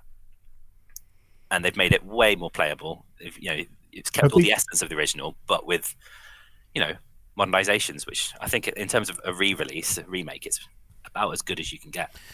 Have they switched up the camera controls now, so it's more like the later ports we had previously? You can play it like the original game where they had the more fixed style stuff, or you can play. There's a modern version, which is the one I've played, where it's like it's exactly as you imagine any you can freely change between the two. Oh, I don't know about that. Can you? Yeah, you can do it in the menu. You can just swap. Oh yeah, between. okay. Oh, cool. Okay. Listen, from what I thought I bounced off it in terms of it's still Metal Gear 3, but that's a good thing. And what I found myself, I've been really busy the last few days where I've started it. I found myself going, I actually think I do want to go back and play more of it, because it felt that much. The one thing that pushed me away from it in the original version is that, like Kieran said, it's not an easy game to play. That barrier is gone. But it's got the weirdness. Like I don't know if I've softened to Kojima's writing. See, I have, which is why I like things like Death Stranding and. But the thing is, there's early on, really early on, when they're really tutorializing, and you're giving your code name of like Naked Snake, and then like I know 100% when Tom or Major, shall I say, when Major Tom is given the code name Major Tom, I know when that originally came out, I rolled my eyes and was like, this dude, you this still dude. do that with Kojima No, names, I didn't. I was like, I don't know if I'm getting older, but like, I kind of like how stupid that is. And I was like, oh God, I think I've become a fan. Do you know what I mean? I think he's got me. I think he's got me somehow. I mean, it took Death Stranding 2 and its weird shit, but I think he got me somehow because it's all the writings, you know, like, and there's and just the weird shit that they. I think in any other game, right? I think if you were remaking anyone else's game. You know when you first go to save your game, and they do this thing like, oh, if you just use so I just use the codex to go to the save menu, and it's like, this is so stupid. And then when you do that, she starts talking about Godzilla movies with and it's like, I think any other game, I think remaking that, you go, yeah, we'll just fucking cut all of that. That is nonsense. But the fact that you said not only do they not, no, I know that, but I just think if you were. In a cookie cutter world where you were like, I'm remaking this movie, but we're going to cut all the interesting shit and just make it 90 minutes of action because that's what this generation is. You know, we want TikTok, blah, blah, blah. In that world, I think that version of this game exists in a parallel universe where they cut all that and went, none of this is all shit. What are you doing? The fact they went, no, like Kieran said, more succinctly than I've said, I would say, in fairness to you, Kieran, the fact that they not only did all that, but they went back and adjusted some of the, say, less cool shit that you would get away with if it were an original product these days, and tweaked that stuff a little bit is like. And that's not to say there's none of that, by the way. That's not to say that there's still. Oh, it'd be weird if there was none of that. No, but it would be weird. But I think in the same way that Yooka-Replaylee is, like they've it's kind of, for me, the two biggest locks for the category are those two, just by hook of they are full-on redos of those games that not only did right by the original vision, took it to, I don't want to say took it to another level with Metal Gear because I haven't played enough of it, but they made it feel like a more playable experience in a modern world rather than just going, here's that game again with nice graphics. Like, we've made it a more. So for me, that's, I think, as much as I'm saying that's a lock when we've got 7 games, I'd lock it in. On that basis, man, as well, from Mick talking about Xenoblade, I feel like that should be a lock as well. Well, I mean, if I lock those 3, we basically got to cut one of the if we lock them, we've got to cut either Satisfactory, Dragon Quest, or Final Fantasy Tactics. So I'm going to suggest Satisfactory because I love it. I gave it a 10. Fucking amazing. I didn't play any version of it before this, so I know that it has improved a lot. The only reason I'm suggesting that is because on this list, I don't know what was actually added to, like, nearly everything. I don't know about, you know, the Evilist Chronicles or Dragon Quest 1 and 2. I don't know what was added to those, whether they're just prettier. But like Xenoblade, I argued because they added stuff. It's not just a straight port or a fancier graphics. They've added stuff. Metal Gear Solid Delta, they've taken the effort to change things. Yooka-Replaylee, they've changed things. I mean, even Tony Hawk's Pro Skater 3 and 4 has different, you know, music. It's got extra. So they've switched up how a game plays at times. Look, I'll say it. I'd cut Satisfactory and Dragon Quest, lock Final Fantasy Tactics, and argue the toss over the top 5. That's what I'd say, but that's just me. And I don't say that lightly. And I know one person at least is screaming at their podcast right now. Well, I would ask Lyle the same question about 3 and 4 on there. Like, if you really wanted to keep one, which one is the one that you want? Surely Final Fantasy. They made it so you could finish the fucking game. I need to talk through both of those because I think it's a very difficult choice, and I think you leaning towards Evilist Chronicles might really be underselling quite how much of a huge amount has been done to Dragon Quest. So I want to talk through both of them, and I want to also sort of see where everyone else lies after they've heard about them, if that's okay. But I also do kind of agree that it sounds like, based on what we've been kind of praising, that Satisfactory, it makes sense. Shall I cut Satisfactory now to make this a little bit more? I mean, it gives us more jeopardy to this discussion we're about to do. Yeah, Why not? Oh God, I'm gonna get so much shit for this. Well, okay, it's gone. Okay, please, Lyle, just talk, please. I'll just talk now. Yeah. talk, Okay. just So we'll start with Final Fantasy Tactics because it's maybe a simpler thing to discuss. But Final Fantasy Tactics: The Ivalice Chronicles is, a re-release, a remake of Final Fantasy Tactics on the PS1, and what they have done is they've completely changed the battles and what in terms of how difficult the game is, and they've basically got two modes. There's an original mode where you can, play the game looking shiny and new, but it's as hard as it ever was, which is really way too hard. That's the reality of this. It's too difficult. Or you can play, their modernized smoother difficulty curve. I mean, it's still pretty fucking hard. I still turned it down to easy halfway through because there's an extra difficulty option on top of that. But they make it so that it is plausible to play it. But I think the thing that really makes the Ivalice Chronicles what's special is that, well, in general, I think that Final Fantasy Tactics has probably the best story of any Final Fantasy game. It is absolutely fantastic. It's like a serious political story. It's got all sorts of intrigue. It's the sort of story where I can imagine Mick really enjoying the story of Final Fantasy Tactics as opposed to, twee Final Fantasies that a lot of the time might have made him, I know he loves quite a few Final Fantasy games, but I assume there are a few he doesn't. This would be one he loved, I think.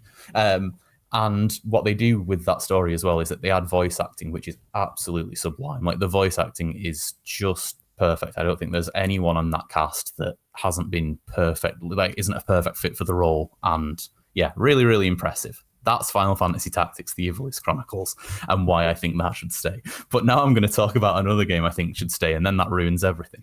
And that is Dragon Quest 1 and 2 HD 2D Remake. And the amount that they have changed these games is kind of almost unimaginable. Because Dragon Quest 1 is basically the first JRPG ever, we might as well say. That's pretty much where it sits in the timeline.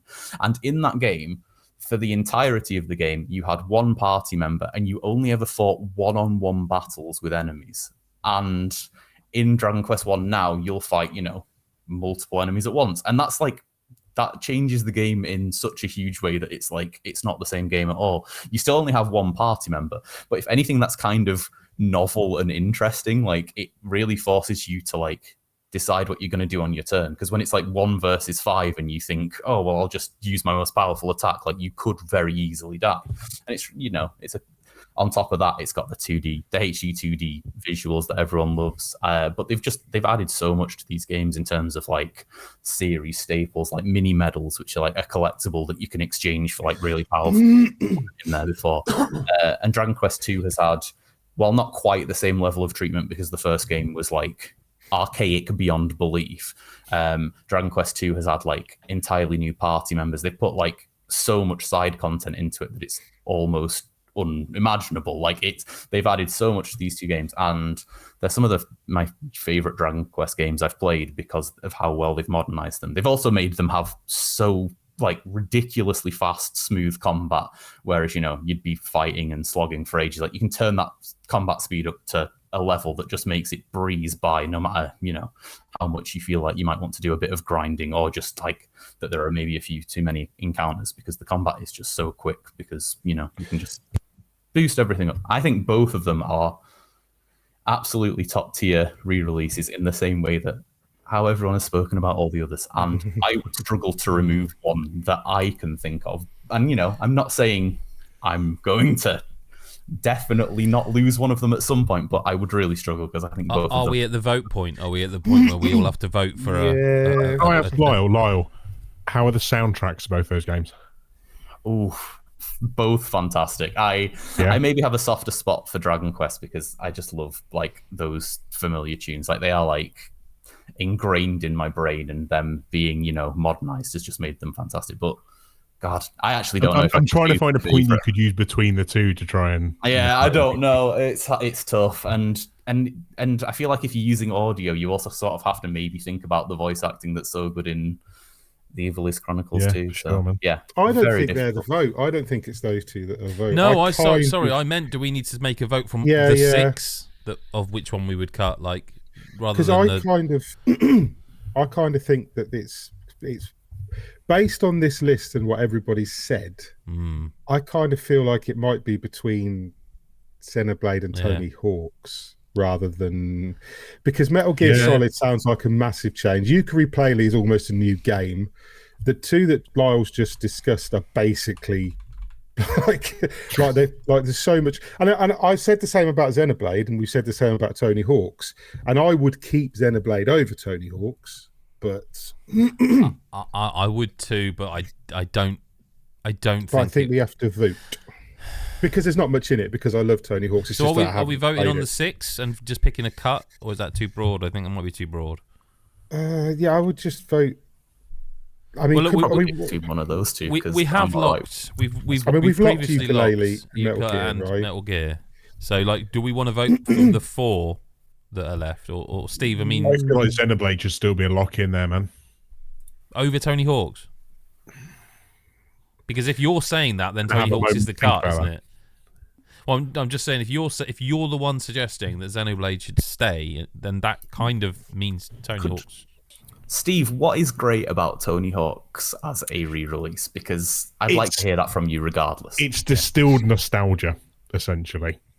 It's that feeling of coming back to a game, and it's the classic. It plays like how you remember they were when it wasn't at all. You know, it had rougher edges. I didn't particularly enjoy the older gameplay style of 4 because if you remember, that's where they switched up. So they had like NPCs around the areas. Yeah, You had to go Jack down Black there and do those. I much prefer the purity of here is a 2-minute session, complete these things, do it that way, which is what they turned this into. So that for me was a massive upsell. Is it enough over, say, Xenoblade? I don't know. Having not played Xenoblade, but knowing how much Mick likes it and how much I enjoyed it on the Wii U. What stands out for me? So what stands out in Tony Hawk's for me is the other 5 have had things not only improved, but they've had things added. I think you could say negative things game. about 3 and 4, like the soundtrack to some is a negative. Yeah, Not saying 'cause you you've Steve. lost I would prefer the things that original you relate to that Yeah, game. and we need to be careful because this is our list, not the general populace. So like, we need to be careful about saying that. But there is also an argument to be made that didn't they add or change stuff to 4 that you weren't even that keen on? I was happy with the change in 4 because it streamlined it to what I wanted it to be in the first place. So But again, a it lot was of the people popular. really that was argued it, yeah. against that because they were like, "Well, that's not how I remember it. But That's not how that it was." kind of can't come into it because they're not voting on this. So for me, it was a great change, and I'm happy with that.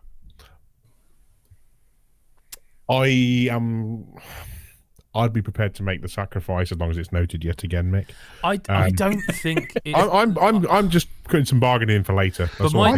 my job is always to try and make sure the list is, because to be honest with you, I don't have one on that list on like that. Well, maybe 1 or 2, but my job right now is to make sure this list is representative of the team, and I do feel a bit like cutting Tony Hawk's does remove a large part of that because you love that game, and I don't think who else you're has doing actually played how through this much. recently? Say again. Who else actually played through Tony Hawk's recently? I haven't played through all of it. I've played through this three game. Played a bit. I haven't played the re-release. But I think you're underselling how much it matters to you, and I don't want to fight for you. But I think you are I'm a underselling. people-pleasing kind of guy, mate. You know me. But that's not going to work. Like you are underselling. You're gonna how have a much bad this game of the year season, buddy. Yeah, this Yeah, game I'm gonna have a bad time, yeah. meant a lot to you. Well, if we look at it like that, then I would argue that then maybe Lyle does need to choose between the 2 games that he still has. Well, that's the other thing is On if the we list. remove It depends Xenoblade, which way you're you not want to go, exactly yeah. being. What about just exactly. the If you remove rules of the Xenoblade, I've got category, nothing essentially? left. Yeah. So like I did You did. agree to cut Satisfactory and Oblivion, and so I think that Yeah, just a reminder that Mick suggested cutting Satisfactory. Just I did because I Just wanted to cut Xenoblade. email. Kieran, hang I on. was like, because- I've got an idea. What would you cut, Kieran, out of all these? I mean, would cut Dragon Quest and Final Fantasy, and I would add in Baby Days Gone steps. remastered. Oh, okay. No, you. Right. So what would you add in, Kieran? I missed that one. Days Gone remastered. Ooh. Oh yeah, well, that's that's a shame that it wasn't on the shame. list. Yeah, at the shame that's- start, that's- isn't it? That's Yeah. not happening. Oh no. It I wouldn't still have got feel this like far. of all of them, the two strongest ones and the ones that are pushing the top of the list are Metal Gear and Yooka-Replaylee, right? Does anyone disagree with that? I kind of disagree with the Metal Gear part because we've got two people who've played a couple of hours of it, and I'm a bit worried That's about fair. that being kind of like, if we're saying it's like number 1 or number 2 based on that, that seems a bit kind of like iffy. Like, you know what I mean? Like, we've not. Yeah, what if that's there's fair. a Nazi at the end that they've put in and we don't know? We'll put it in third. Hopefully. Okay, I mean, I think that's fine. So, I should have warned people at the start that you will hear keyboards clacking as I'm sort of adjusting lists on the fly. These three at the bottom, it doesn't feel like there's anyone that's not been passionate. I'm not comfortable losing the only game that I. No, I argued agree. for. If it's a site list and that's what we're calling Xenoblade it, gets a lock, man. then I really think it's got to be. If we're playing Everyone Gets One, then yeah, that's the way it has to be. I guess, you know? but I Like, mean, also like technically speaking, Steve's fighting for also Oh, Yooka-Replaylee. So you he's can't definitely really. got I've two. kind of got one He's in there definitely either got way. two, yeah. But that doesn't Yeah, mean you should so- like. It I doesn't. But at the suppose. same time, do we go? Is it Tony Hawk's versus the Ivarless Chronicles? Then is it that what we vote for? It's difficult for me for this because like I am absolutely so fucking gutted. I have not got yet chance to play that Lyle. I don't even need to be yeah. like, oh, I will like it. I will like it. Yeah. There's absolutely no two ways about it.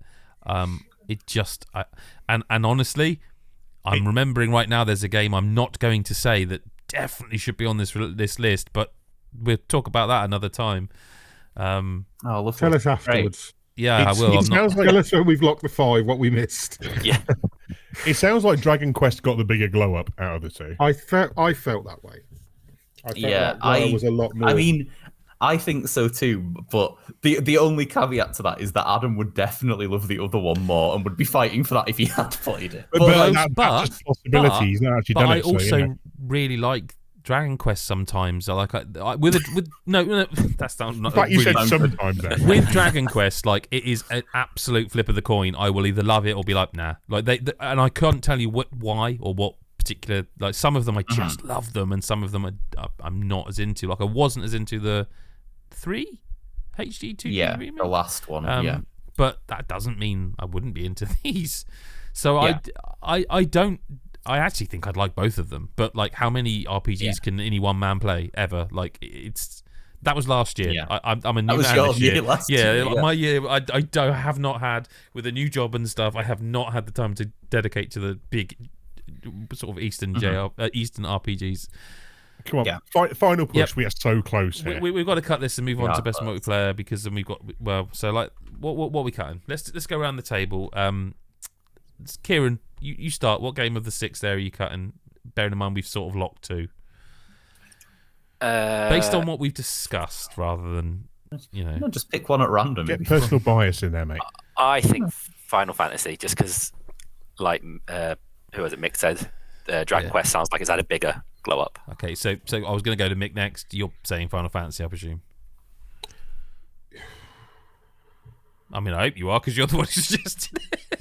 Yeah, because it's one of the ones I haven't played, and it's the one of the ones I haven't played that has had less of a glowing praise. So yeah, I would suggest I would cut Final Fantasy. My vote, and this is my honest vote, is of these ones from what I've heard, is Tony Hawk's, and the reason being is that it is very much what they did with the last remake, and that is not to diminish what they did, but it is very much that formula of doing what they did.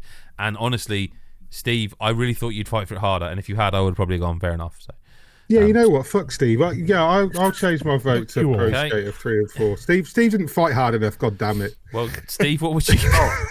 What would you? I'm cut? going Final Fantasy because Oh, I thought he was going to change it to God, Xenoblade. how's then, this just to be- like?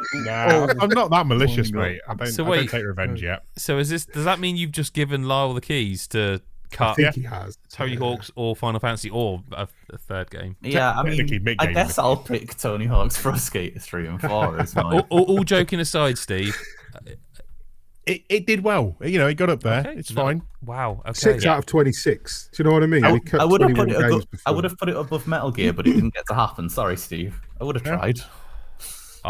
Look, I'm gonna I might have, finagle to the be list fair, and say that's. I reckon that's from what everyone said. Ish. Like it needs some tweaking, but ish. I would certainly put Yooka-Replaylee up there because of, say, adhering to what the category is. By and that I wouldn't logic, argue then The I category, actually. that I is think- the one that is the best re-release. By that logic, then I think actually, then it's that. I'm sorry for the listener. You're not. We're moving lists around. You'll hear it in a But minute. based on what I've put on the screen right now, before in case there's a grand reveal, I would say that's similar, but 2 and 3 need.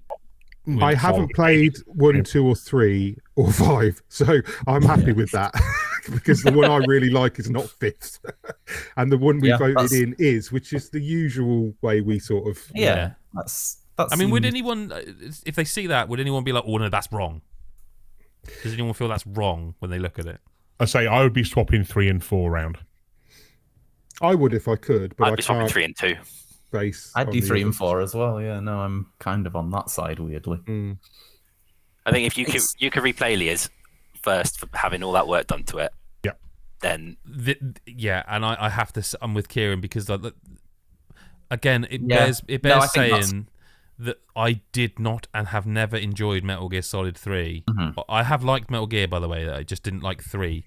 The reverence shown is and you could make the sort of devil's advocate argument of, well, they really had to, or they would have been destroyed, but they were going to be destroyed anyway for daring to remake the game without Kojima's input, weren't they? So like I feel very strongly that Snake Eater is.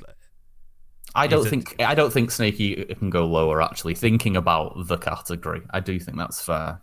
I wouldn't want to swap it with 2, oddly enough, because No, I do kind of think, but I also think that is another game that has had a ridiculous amount done to it. So it's kind of, But this is the thing, and like Xenoblade Chronicles has had stuff added.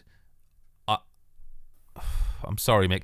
I wish they'd done a bit more visually. Like I really do. I am in that camp of like I'd love a Switch 2 version of that game because it kind of looks fair. a bit I'm just rough. happy it's in the 5, to be honest. Well, am I reading these? Is this it? Yeah, I I'm think you happy should go with for it. it at that I'm point. happy Then. Okay, so in reverse order Lock it then, down. best re-release, the top 5 is in 5th place Final Fantasy Tactics, the Ivalice Chronicles. In 4th place Xenoblade Chronicles X. In 3rd place Metal Gear Solid Delta, Snake Eater. In 2nd place, did I just say 2nd place twice? Doesn't matter. Obviously I didn't because no one pulled me up on it. 2nd place Dragon Quest 1 and 2 HD 2D remake. The first sign of senility on day one is bad. And the winner of best re-release of 2025 is Yooka-Replaylee. So well done, Nicely done. Playtonic. Yeah, I'm quite happy with that. You know. Yeah, me too. Yeah, that's a good list. So it's time now to talk about the second award of day one, which is Best Multiplayer, and we're going to do a top 3 list for Best Multiplayer. The category nominations are as follows: Split Fiction, Survival Kids, Ark Raiders, Borderlands 4, Elden Ring Night Rain, Sonic Racing, Crossworlds, Midnight Murder Club, Monster Hunter Wilds, Mario Kart World, Rematch, Revenge of the Savage Planet, Pokemon Legends Z-A, Battlefield 6, and Godbreakers. So there we have it. 14 games to drop into 3. So 11 to drop, 3 to celebrate as the winners. How do we feel about this list so far? Like, what is anything jumping out? There's one jumps out really fast to me, but I did that last time. So after you guys, I've got one. Yes, Kieran. I've got Midnight Murder Club. Yeah. I don't even know what that is. Oh, yeah, I don't remember what the fuck that is either. I almost don't want to talk about it because it's going to make me really sad. This is Velen Studios, the developer that made Knockout City. Oh yeah. And so when I heard that, I was like super excited. And this, in principle, sounds like an awesome game, right, Kieran? Yeah, I love the idea of this game Yes. a lot. Yeah. Yeah, so basically you're one of I think 8 rich toffs basically in a mansion, I'm out. and all you've got is a torch and a pistol, a revolver, and you basically got to kill everyone else. But obviously if you shoot or use your light, then people will know where you are because it's pitch black. So it's like a game of cat and mouse, basically, trying to Do you get think to. this came That along at sounds the wrong cool as hell. time? Yeah, but do you think this came because this came along? I think before there was another big multiplayer boom in gaming, people were suddenly interested in new multiplayer experiences. But this came out way before. Like, I'm talking about Arc Raiders here, aren't I? Like that's reignited everyone wanting to play multiplayer games, and this was way before that. And it was in beta for a long time and stuff like that. I think the beta didn't help because it seemed to have a decent community in the beta, and then when the actual game came out, it was just impossible to find a match. That studio cannot catch a break, man. No. Like they came up with a monstrously good idea in Knockout City that I adored. It failed. They came up with another really cool idea for a multiplayer game in Midnight Murder Club, and like if I recall, we didn't review it because when you went to play it for review, when we got code on release day, there was no one playing it. So you couldn't get a game. matches. That is wild because I played it. I think I cover it in early access, maybe, you or definitely played it at some Somebody point. did. I remember reading about it on the site, and I can't remember. Yeah, so that will have been me, yeah. And I enjoyed it, but it was sort of like, it was an interesting thing where I was like, oh, I want to see where this goes, but now I'm kind of don't want to see where it goes, I guess. People people really rarely want unique stuff from their group. Yeah, that's so do you know sad. what I mean? That's it the is most true, though, depressing isn't it? thing I've heard in a People long want time. Marvel Rivals and Arc Raiders, which are neither of them are novel concepts, but that's what people crave. They want that because it's familiarity. They can jump in with their friends. You haven't got to learn a ton of new shit. What a devastating thing you're saying right there. What a damning indictment on the whole of gaming culture. Like, and to add to that, are we cutting this then, Kieran? Like, is this gone? I would, yeah. I mean, the fact that I couldn't get a game consistently on it can't be the best multiplayer game if Kieran couldn't play a multiplayer. I mean, can we just like create a side category, best multiplayer game we never got to play? Yeah, sure.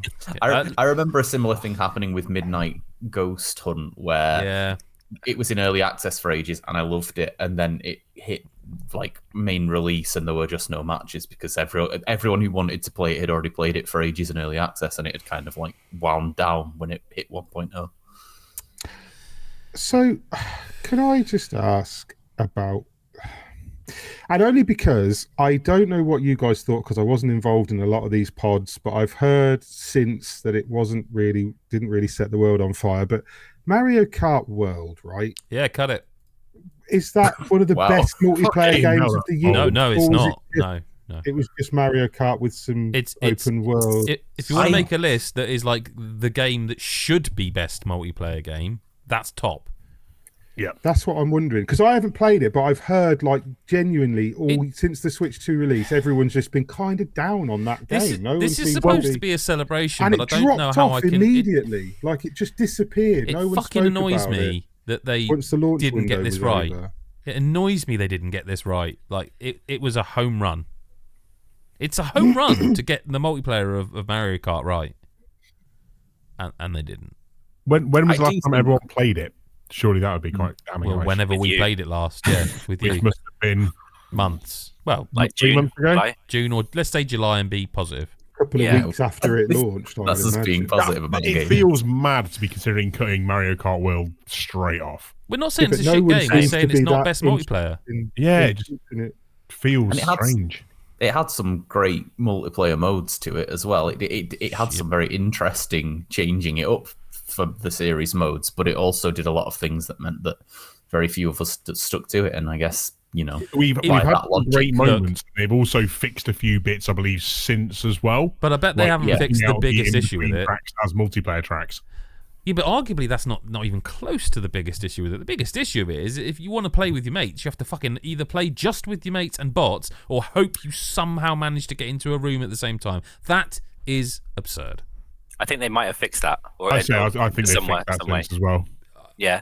I would say, like, Mario Kart, I don't really like Mario Kart, if I'm being honest, most of the time. I think I'm not a big I would never choose to play Mario it. Kart. But I love Mario Kart as well. Mario Kart World. He had the arse kicked out of it big style on 2 different formats. So Mario Kart World, though, is probably the most I've ever enjoyed that series. And I don't know if it's because of the game itself or the Nintendo Switch 2 social features that maybe elevated it more than the actual game. Because being able to see Steve's smug face in front of me as he fucking nails me with a banana or whatever it was is that was one of the It's best a good games. time. But Yeah. even that annoyed me because they've got an in-game feature where you can have your head above. Say Steve's racing as Mario, Steve's smug face, which I'll back you up on. Is My a natural thing. face. Yeah, your natural smug face. Yeah. Your little circly face is above Mario as you're racing around as Mario. So I don't need to have the fucking game chat taking up the screen as well. Let me minimize it so I can see Steve's face once, not twice, taking up real estate with my own face that I don't need to ever see. Benefit in my face twice. It is I just don't absurd I think that if there's- you minimize if a we- chat, you lose a video feed that is If in we're a game. dropping- It is nonsense. If we're dropping this down to 3, I think it's a cut above quite a few other games already on this list. Probably And fair. It's a fair point. Can anyone categorically tell me they absolutely fixed the queuing system that you can queue for a multiplayer match where, say, there are you and 3 friends and 8 or whatever it was? I would need to go research this situation. Yeah. Because that does change things if they fixed it. It doesn't change the fact it didn't work for us, but it might change the fact I'd have another go on it now. It had its moment in the sun, didn't it, in those first couple of months? Yeah, but man, you're talking about Mario Kart, a new generation Mario Kart, and saying it had its moment in the sun. It should be getting like monthly updates and patches and like making this. It's Nintendo, man. That's not going to happen. Yeah, but that's the only reason That's I not questioned good enough, it. man. That's not a good enough excuse for me. It's Nintendo's. Like, that's why it should happen. If you're a It's- market it's- leader, lead the market. It's one of their flagships. Do you know what I mean? This ain't Yeah. like. Well, I was going to say this ain't Kirby's Air Riders, but that's had more moments in the sun than anything. Like that's had like 10 hours of directs. Rob, If you remember as well, we tried to get our Discord to join us on some of those Mario Kart nights, and we tried for about 3 or 4 weeks in a row, and it was just the same 3 or 4 people playing each time, wasn't it? It was really difficult to get people to stick with that game, I think, which probably is Yeah, Did it have was too gonna many go- modes? Did it have too many modes by making the knockout mode, by making all the other modes? Did they make it have too many modes and people were sort of like, whereas before it was just your race? I preferred the knockout mode, to be honest. No, I agree, but I'm just saying, do you think it segregated people who were playing it to like being, well, I don't really want to play that tonight. I want to play. Maybe. Is it? I don't think it's that different though, is it? I know people made a fuss about the three lap races. It felt pretty similar to me. I think it was just there was. I've grown to know the knockout one over time. Yeah, I like the knockout one. I think that's the thought it best was a new good thing idea. about this game. I think the World Tour stuff was whatever, but the knockout mode is just a great idea. Yeah, for sure. Wait, what's World Tour? I Is don't that what I remember said? that is. Sorry, the World Tour's the fucking mobile game. Just because I saw World, I went. I didn't mean to say you meant that. like the open world The stuff. open world Oh, right. is like not. Are we what are we fighting to keep this knowing we're just going to cut it later, or are we just? I think it's had its moment. Let's Yeah. just get it gone. Well, Lyle is a big fan, so I think we should. No, I think okay. I kind of agree, to be honest. I mean, I also haven't played it in that time frame. Like I can't. Is it even on your can't Switch, fight though? that. It is is still on on my mine. Switch. It is. I've See, I thought haven't about liked to deleting make it a space few to get it times, done, but so. I haven't yet. Do you know what I'm waiting for? I'm waiting for, and this is going to sort of put in a little time capsule of when we're recording this particular day. I'm waiting for that Switch 2 update of Crossworlds to see which one of the two makes the cut to stay on. I mean, I don't need to delete one, but you know what I mean. Well, but you might as well. Just do it out of spite. Yeah. Right. Fuck it. This seems like a wild thing to say because just of the name of the game, it feels like well, you're cutting what? But let's cut Elden Ring Night Rain. I agree. Yeah. That is Yeah. not Only like because you're the only one on here who's played. No, Kieran has. I played quite a bit, yeah. Which and I really want to, but I'm not down for a you wouldn't like multiplayer this. Dark Soul Elden Ring. I don't want to do that. You wouldn't like Elden Ring. And I've Night got Rain. it. I think I got. You gave me a code for it. Yeah, I think. I and did. I did That's boot bad. it up, and I You looked shouldn't at say it. on the podcast I got it free and still don't want to play it. That's bad. I think it's more that it's not about the quality of the game. It's just It's not for you, is it, man? Yeah, Dark Souls, all those games for me. Apart from when I'm, tagging in someone who's like 5,000 levels above me to help me Yeah. with a boss or whatever. That's not the same. Generally speaking, those games are for me to explore alone. They're like that's how I enjoy them. So Part of the experience, it isn't it? doesn't Having matter. that solo. Yeah, it doesn't matter how good it is. It wasn't for me. but I haven't played it. So you two were. Well, I'd say, Kieran, we'd want to cut it for the same reason. That the thing about this is that not only do you not get that time to explore stuff, it's the antithesis of that. The issue with this game, and it's a little, if it was weird to be cutting games because of functionality, but like the fact there's no voice chat in this game is like, I know it's probably we meant it that way, but like you shouldn't have. Yeah. Great. It's great that you decided you didn't think this game should have voice chat. You're wrong. Forgotten about that. Yeah, it was. Yeah, I don't know if they added that. It was like you said. There would always be one person if you played with randoms. There would be one person who knew exactly what they wanted to do, and they would sprint off at the start of the match, and you would basically have to follow them and run around after them to keep up. Otherwise, you'd get left behind, and you'd be fucked. And it happened almost every single game with randoms. Yep. I also don't think it's a great thing that in a multiplayer game you lock two classes behind the sort of usual FromSoft weirdness. Yeah. Like, that's wild. To just go, there's two characters that are both pretty bloody good, by the way, but you Google it. You know what I mean? Like, no. But I did, and unlocked them that way. So, cut. Sounds like I concur. Okay. What's Godbreakers, Meg? Oh, I just added this because I wanted to mention it. It is one of those that I just wanted to put on the list because it's really, really good. Me and Adam played it. I don't think Adam played it in any... We didn't play it together. That's the only thing I would point out. Yeah, I did play the multiplayer of it. I did play it. I did matchmake with it. But we didn't, is what I mean. But we didn't play it. But it's really, really good. And it's one of those things, because I played it on PS5 as well, and it looked like it's the sort of thing that would just have been a PC game. But no, it's just... what's the best way to describe it? It's a third-person boss rush, really, isn't it? Like it's an 3D Hades kind of, I think.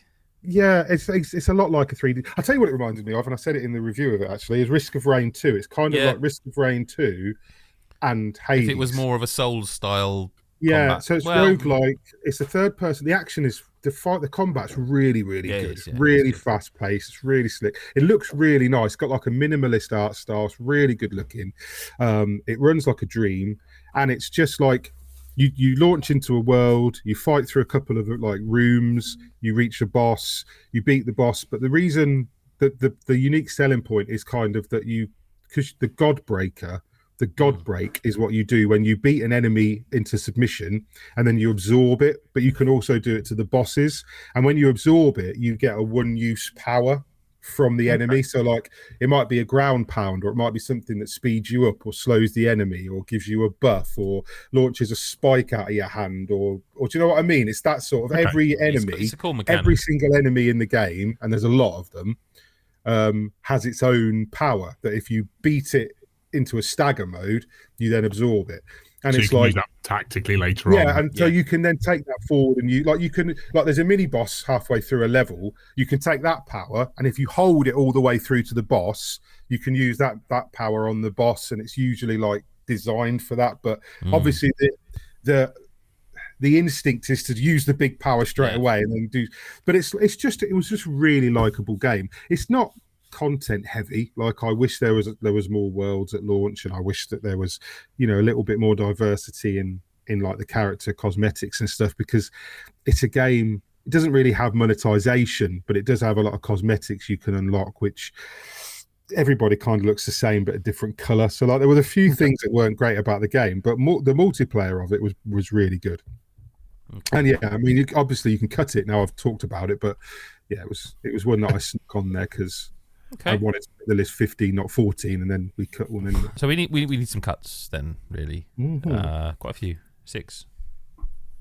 No, 7. No, yeah, 7. Can't count. 7 whole cuts. Yeah. Should we talk about Survival Kids, Adam? Yeah, that's another one I don't know what that is. So I think it's really weird because I think for the reason that Split Fiction will stay on this list, potentially. It's almost like Survival Kids should, but it's just not as good of a video game, if that makes sense. So, like, this is a game that is very much core designed to be played with multiplayer. You don't have to, but it's just better. But it is, yeah, and it's just it's like a really fun anyone can play it multiplayer game, but it doesn't do enough outstandingly to really be anything more than just you get to play as some kids try to survive on an island by like carrying logs together and stuff, No, and again though, I do want to shout it out a little bit for like the mechanical stuff in terms of like the functionality with the share play and stuff, and being able to have a copy of the game and share it to a Switch 1 that people can use which to is play. always cool. Like that's always a cool thing, and it was a thing that they were definitely selling, as a cool functionality. And I actually really like the game. I didn't play the original, so I actually it's not nostalgia. Be any more different. No, but I mean, it's not a nostalgia thing for me. But I didn't play the original. I really like it. It's not making a list, so we can remove that now. And I would also add that while you and I are talking, Pokemon Legends needs, because I just don't think of it as a multiplayer game. I know it is. I just don't think of it as a multiplayer game. I like the multiplayer quite a lot. I think I think that a lot of what has made that game great as a single player game translates quite well to these like 4-player arena battles where you're having to do like actual real-time actions as opposed to just picking your move and all that stuff. Like I think it's been really cleverly designed, and I think it's 100%. Way more I expected it to be so throw away the multiplayer. Yes. And like same. there are people who are like full on streaming going up the ladder on it, and like there's like a meta game of what moves are the best and all that sort of stuff. Like it's got way more depth than I thought that a title that had action based combat and was a spin-off of mainline Pokemon like would ever have. And I think it deserves a mention, and it deserves some praise for that, but it's not going to make a top 3 from us 5. You know what I mean? I do. I would also add that while we're in the spirit of quick cuts, luckily, I could have said something very wrong there. But there's 2 games on here that I think of as single-player games with multiplayer as an option you can use, and they're both done well, but they are not the draw for me as a video game, and that is Revenge of the Savage Planet and Borderlands 4. Both are games I tend to play alone, with a nice option to play with others. Does that make sense? Savage Planet, I'd agree with. Borderlands 4, it's not going to make the top 3, but I would argue that it is more deserving of a place than Revenge of the Savage Planet. I'm just putting them together because, like, for me personally, I think of them as games that I can play. Like, I think that since Tiny Tina... Go on. Yeah, I was going to say, because with Tiny Tina, I feel like you played that a lot co-op back in the day. Like, I remember so the problem here is that I haven't yet played Borderlands 4. So, okay. But I understand it to be the same. Sorry, Steve? So it has the potential to be a killer multiplayer game for you. I'll tell you it is. Like, I've played it multiplayer. Yeah. But what they've done with it is the same as they followed on from Tina, haven't they? They've brought that persistence. So I know it's a very good and well-designed one, but I still think I'll end up playing it mostly alone. Yeah. Quality of life is because it's Borderlands and they do this right. I mean, you say what you really like about Borderlands, people do, but I love it. And Borderlands 4 is...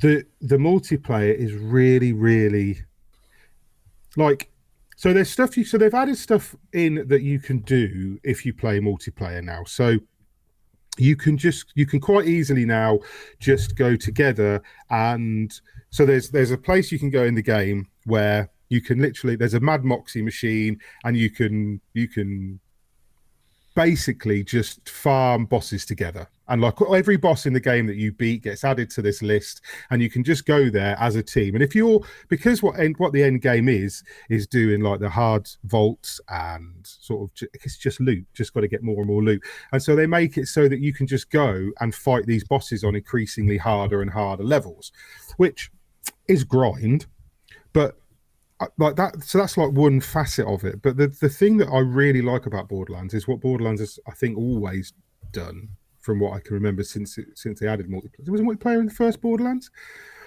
Yeah, definitely from 2 on. I can't remember what. But the thing is, it's really, really player friendly multiplayer, which is what I really like about it. Like, I can go into Adam's world, and what we achieve in Adam's world saves in my world. It's not like I go into his world, spend 4 hours in there, go back to my world. So that is a recent thing. That's what they took from Tiny Tina's. They did it absolutely the best in there, and they've built on that by the sounds of it. So that's and great. I love that. If you're going to do a multiplayer game, it's the opposite of what they used to do with Far Cry and stuff in Ubisoft games, where you would go in it and then you go back to your world and you're like, I do all this content I've again. Lost everything. I've kept my XP. But whereas in Borderlands, it's like guns you pick up.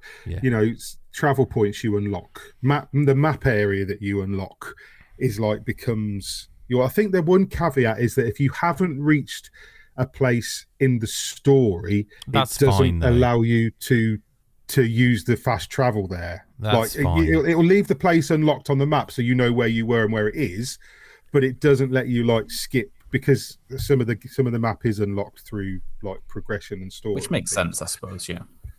So yeah, but I mean, by all means, it's not going to be a top 3 on that list because I don't think at either least are going to 3 get. I would put on the. That's what I the mean. top I 3 don't think above it. So, but it is really good, and I think It because I is. think someone had bolded it when I looked at the list earlier, and I thought, no, it doesn't need cutting. It's worth.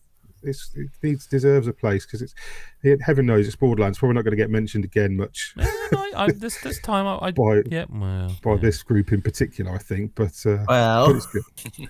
It might by me. I love that series. I've always Yeah, said I I do. know. I've been a fan since the first game. It's just I just have not got to it. And it's one I don't want to sit and feel like I have to just get a slice of. I love that series. I want to sit and play that game properly. Not I've got to get a quick feel for this for Game of the Year. Do you know what I mean? I don't want to do that with this game. That's one I sort of my own little rules. I won't break that. What's this is another game that was really, really big for a minute, and then everybody said they ruined it, and I don't know. Say. Rematch. What's Rematch? Yeah, so I think Rematch is a lock, and I know that's going to sound mad, but I think Rematch is a lock. Especially for a game we've complained so much about. So why is it a lock if we've complained about it? Because it's one of the, it's like what is it? Because so it's a Three football of game? us played Yeah, it a lot. We have played it with people from the Discord. Like it captured a moment, and that's what we've always tried to celebrate in like the multiplayer sections when we talk about them. We did Really complain is for a like- lot of those moments, though, to be fair. but like- all I ever really remember reading on the Discord was different people talking about how broken or I had impossible. fun playing that game with Kieran, Steve, and Dane, and I It really was had broken fun. as shit at times. It was but really bad very at times. fun, and it was always a laugh just hanging The out together game playing wasn't it. broken; it was the servers mostly. Yeah, true. And like I don't know. I think the game was a bit broken as well because they've had to Ah, go back and change some of the techniques and stuff because there was When you've got instantly- 4 people trying to run through the same ball and no one can pick it up. so for would like you 3 would you minutes two at a not time. keep it then? Would you two cut it? I would potentially. There was that one, and there was another game that I wanted to talk about, which Rematch would be borderline for me because it's provided a lot Okay. of good memories. But does Fair it deserve to be in best multiplayer? I mean, this Don't game know, it's only debatable. multiplayer. Remember that game? Well, yeah. What was the other game, Kieran? I just wanted. I'm just curious. Did everyone finish Split Fiction? I finished didn't finish Fiction, it. yeah. I dropped off. I didn't like that game, and not because of the game. Like the gameplay, Joseph Fares is a great game designer. It Takes Two was one of my favorite games of the year it came out. No Way Out was he's very good at what he does. His studio is very good. I fucking hated the story and the characters in that The game. And I story is know we're talking about multiplayer. Yeah. I know we're talking about multiplayer, but it soured me to the game. I struggled to get through those fucking asinine Yeah, city but this mouse, is- country mouse characters. But you say this is we're not talking about story, but this isn't a multiplayer game where it's all about emergent gameplay. This is a game where you play through the story in a co-op manner. Like you do, the story is there. It is not Yes. something And I it's the think that's opposite why I of an dropped Ark off it. Raiders. Yeah. I think so because I was going to say to you, Kieran, I started with you, I started with Steve, I started with Chris. I don't know why I haven't finished the fucking game. I loved It Takes Two. I finished it. This is what I mean. It's mad. It's Like, all why right. haven't I finished it? Because I think that's a game as well that I think their last portion of that game is fucking amazing. This is so the the thing. fact you haven't seen that Don't is tell him very that. unfortunate. Because for me, Split Fiction on this list would easily be my number one with a bullet. Like it was on my top 10 for almost the entire year because I think I entirely agree with Mick on the story side, and I can see why it would dreadful. get him to drop off. But I had an absolute blast with I think the gameplay of it is better than It Takes Two. Well, that's And the crucial thing, because at no point with playing all of it with these 3 people did I ever not enjoy it. Yeah, and it's Like, just I I think just there are can't some tell you things why I it didn't does finish as it. Just it's one of those games where, especially as it progresses, like the final act, like the last quarter of the game is I think the last quarter of the game is better than It Takes Two. Is Like, at Kieran, any we point. must have got close, right? We got You pretty must have been far. through. Yeah, I liked it. I still think Brothers: A Tale of Two Sons Oh. is the best game from Well, that that's studio. you validated everything you're going to say on the pod this year, then. Or A Way Out's a close second. A Way Out is good fun. Oh, Brothers. Sorry, no, I thought you said A Way Out. Apologies. No, I take that. I Yeah, retract Brothers, that A Tale of Two statement. Sons Brothers is is- excellent. Yeah, I retract pretty that good. statement. I really Sorry. like A Way Out as well, though. Okay, and then I de-retract that statement. I retract my retraction, and oh god, Split Fiction was good. We had fun, but I played finish Brothers it. solo as well. You could play All it of us have dropped both off. It sticks. says a lot. of these 6, right, the one standing out to me right now is Sonic Racing Cross Worlds. I only played a demo understand that too. I've had a very good time with Sonic Racing Cross Worlds. I have played it online, and when I had a friend over fairly recently, I wasn't sure what to stick on. Normally, we just sort of take turns playing Fall Guys or something like that, Yeah. and decided to jump on Sonic Racing Cross Worlds, and just the amount of stuff you can do in that game that's like progression, what you'd think of as being single player content, but together, and that it's made better together in various ways. I just thought was really, really clever. Like there are modes where there are things like actual like carts and things that you can unlock where it sort of encourages you to say like you'll have a better time with this part of the game if you are playing it with someone else. It's like it's sort of designed for that. You can play it single player, but like it's an interesting sort of twist on how it works because you're against a rival team of 3 people. So if you've got a few people on your side as well, then it balances it out a bit. And it's just for all the reasons that Mario Kart World didn't stay on the list very long. I just think Sonic Racing does everything about kart racing a lot better. And I don't necessarily think it is going to make a top 3 again because of who's played it, who hasn't, etc. But I've had a lot of fun with that on multiplayer. I think it's a really good time. Are we cutting it or not? That's the question, I guess. I mean, I'd be fighting a lot harder for Split Fiction. I was going to say, but would you keep Split Fiction? I think I would agree with you on that. I like Crossroads. I mean, the fact Crossroads is here and Mario Kart's gone already. I mean, that is pretty big, yeah. Maybe Kirby would have won them all. Maybe Kirby would have been number 1, but we'll never know. No, we'll never know. Arc Raiders. Well, hang on. Are we cutting Crossworlds? Yeah. Yeah, why not? Okay. I mean, I think Why that's the not? general. Okay, we only need 2 here. We've got Arc Raiders, Split Fiction, Monster Hunter Wilds, Rematch, and Battlefield 6. Steve, you were asking a question. I know which 2 I'd cut, yeah. Is Arc Raiders a recency bias, maybe? No, it's really good. No, it's really good. It's really good. The problem with Arc Raiders is that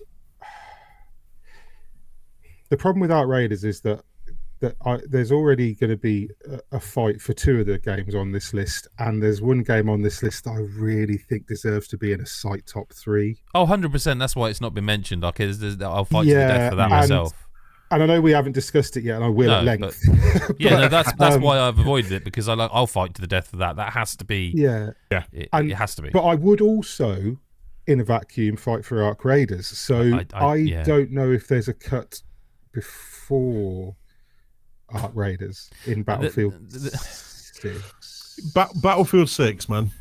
Yeah, Arc Raiders is very novel. Like, this is the thing about Arc Raiders is that it's an extraction shooter. I don't think it's as novel as people say, though. I think that when people ask me what is that game, I say to them, "Well, did you play the Division 2?" Oh, I did, yeah. Did you play the Dark Zone in Division 2? Yeah, it's that built out into a full, big, huge scale game. But there's been other versions of that haven't done it as well as Arc Raiders. I mean, yeah, but as for why this has been a success like those haven't, that I don't know. But I'm just saying, in terms of describing what Arc Raiders is, that's how I feel. That's the most succinct description I can. It's not doing it a service really, but it's the closest comparison I can come to is the Dark Zone in Division 2, and I really like that mode. So no surprise, I really liked. I think Arc I say Raiders. novel because of the way it's been done. Like, there's a lot of extraction games now, and they're not just extraction shooters, because there's a lot of fantasy extraction games now, and they're often like there's Dungeon Born, and there's another one that I can't even remember the name of now, and there's one that I've been previewing all year, which is that Project Pantheon, which is going to be very, very good when it goes into 1.0 next year. That's an extraction game, but it's a top-down Diablo-like extraction game. This has been done. There's a lot of different ways to do this, but I don't feel like I don't know what it is about Arc Raiders. I don't like extraction games. Like, I genuinely don't enjoy but it doesn't feel like other extraction games, if that makes sense. Like, Is it because it's got like a relatively novel setting? Because I always think, look at it. Maybe. Like, I like the big open, like dust-blown wasteland world that you're in. I like the fact that it's. I think it's clever packed with stuff because as well. It's the stuff I wasn't prepared for, Mick, that I didn't, because I've seen, everyone has seen clips galore of this on YouTube or TikTok or wherever you live. This game is hot right as fuck. What I wasn't prepared for was the kind of, I don't want to call it mini game. That's not the right word, but like the micro.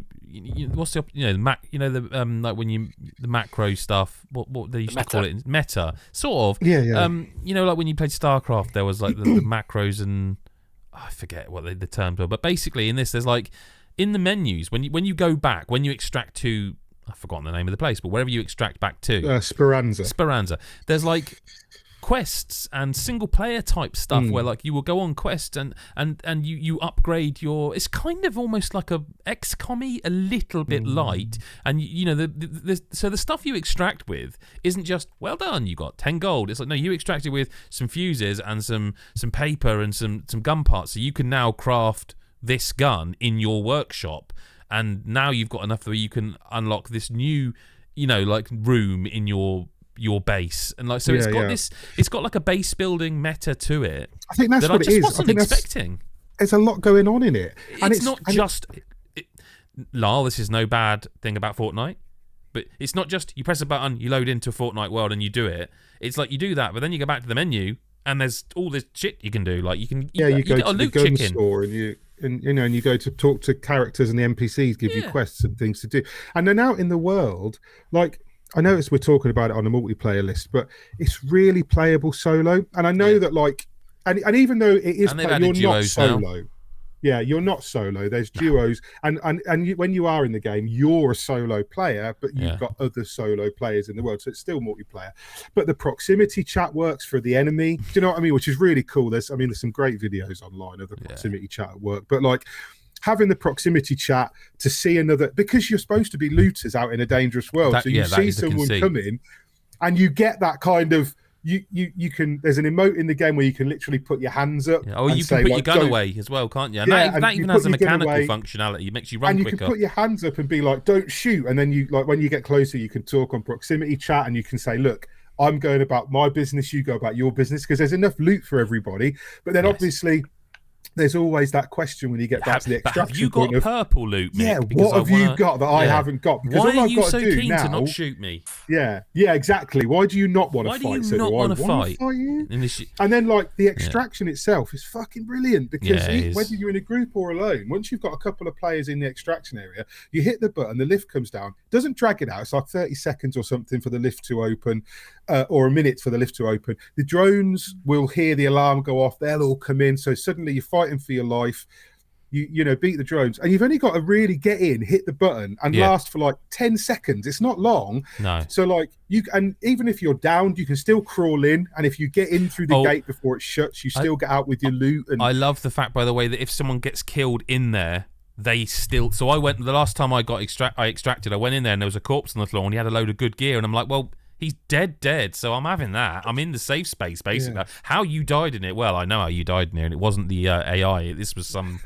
And I had one bloke where I was running like fuck. One of my first ever games, I was running like fuck away from these drones shooting the crap out of me. And just as I got to it, the bloke pressed the button and the lift doors shut right in my face. And I'm like, cheers, dude. You bastard. But then there's an emote that's like thanks, and that's why I emoted like thanks. It's like, you bastard! Like this is one of my first extractions. That's not the end because you can still. I died, but because you have like 20 minutes to extract at any of the points. So if you do get trapped in the world, that player's gone. Another player may spawn in somewhere, but you can still go and find another place to extract from with your loot. Like it's not like fuck, I lost. I'm just stuck here unless you die.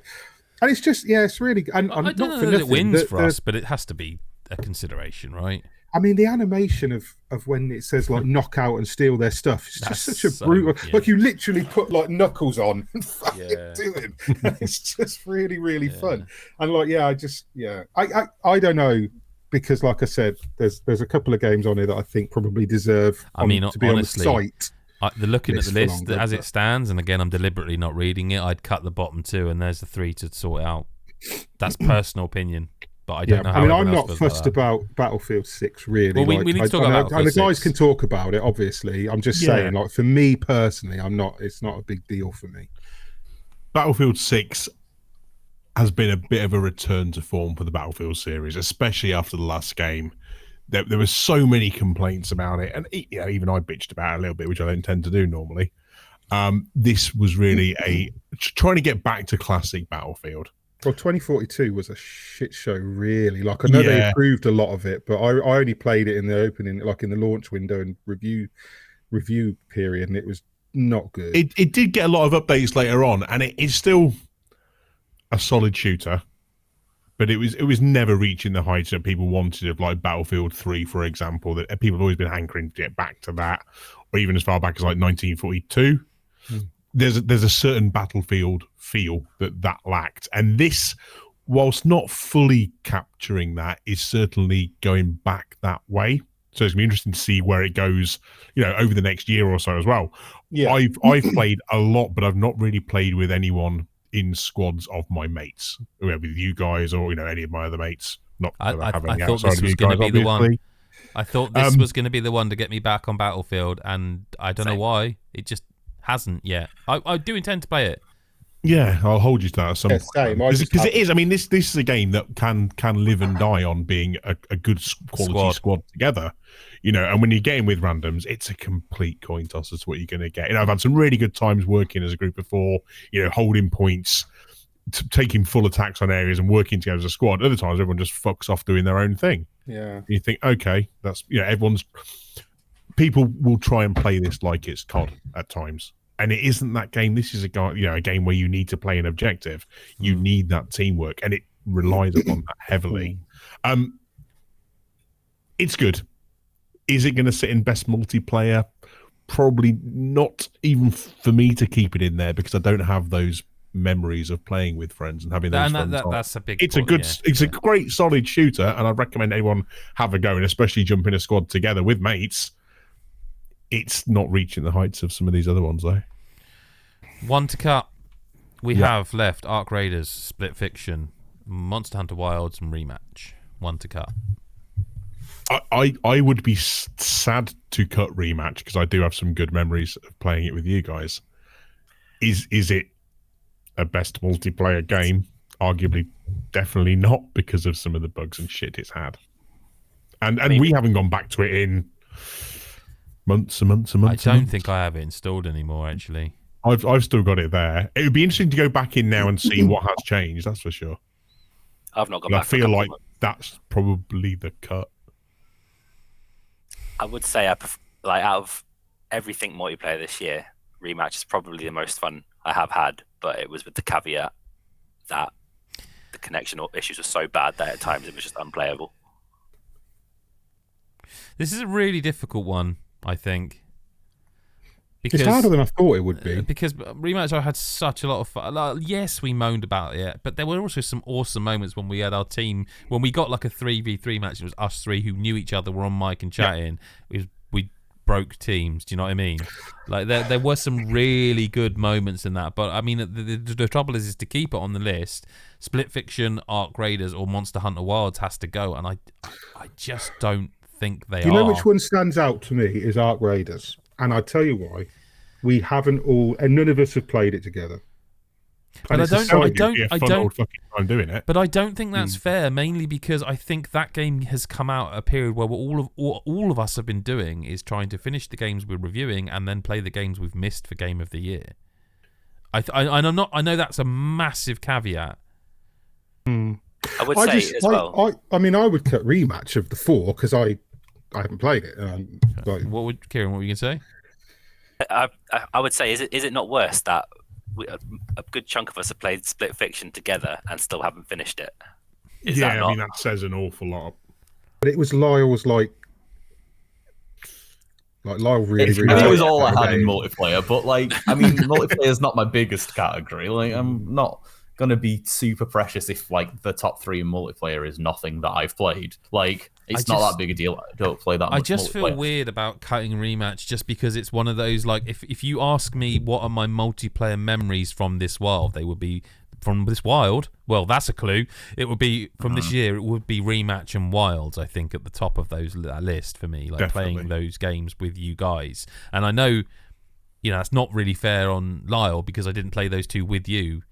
You're the only one here that I haven't played either Split Fiction. Any of these games. We would have with. finished it if we'd done Split Probably Fiction with me. fucking would, You could have mate. seen the end. Probably would have, and maybe one day I will. But like, I feel so weird if we cut Rematch because it's representative of us during the year. Yes. Regardless of whether it's been a good game per se. You can make any argument you want about the bugs and that, but me and Kieran went back to that game on a nightly basis, and like whenever we had the chance. I do remember you guys talking about it for a lot. Sure. Yeah, and even after you guys stopped playing, I went back to. I was still playing it for a good few months after that. And like if I was not prepared to draw blood for it, then maybe Split Fiction does come off the list. Best multiplayer can just be without me. It's all right. I played a bit of Monster Hunter Wilds. Actually, I did the opening. Go. So there you go. I'm on here. I did it. So It's fine. Yeah, I don't. Is that the list then? Like. Is that? Oh, I like that list. Yeah, I'm loving that. I feel like Arc Raiders can only get to 3 because literally me and Mick have played it. Now I know Kieran will like it, and I know Steve will like it. I have a suspicion Lyle might like it, because it's very Fortnite-ish, but it's not got the character that you probably enjoy, the daftness of Fortnite. I'd have to stop playing Fortnite. Would have to, and with the new Xbox bonuses, I don't think that's happening anytime soon. But just by hook of that, it feels like it doesn't get any higher than third. That feels like a fair listing for the top 3. I think so. I'd say so.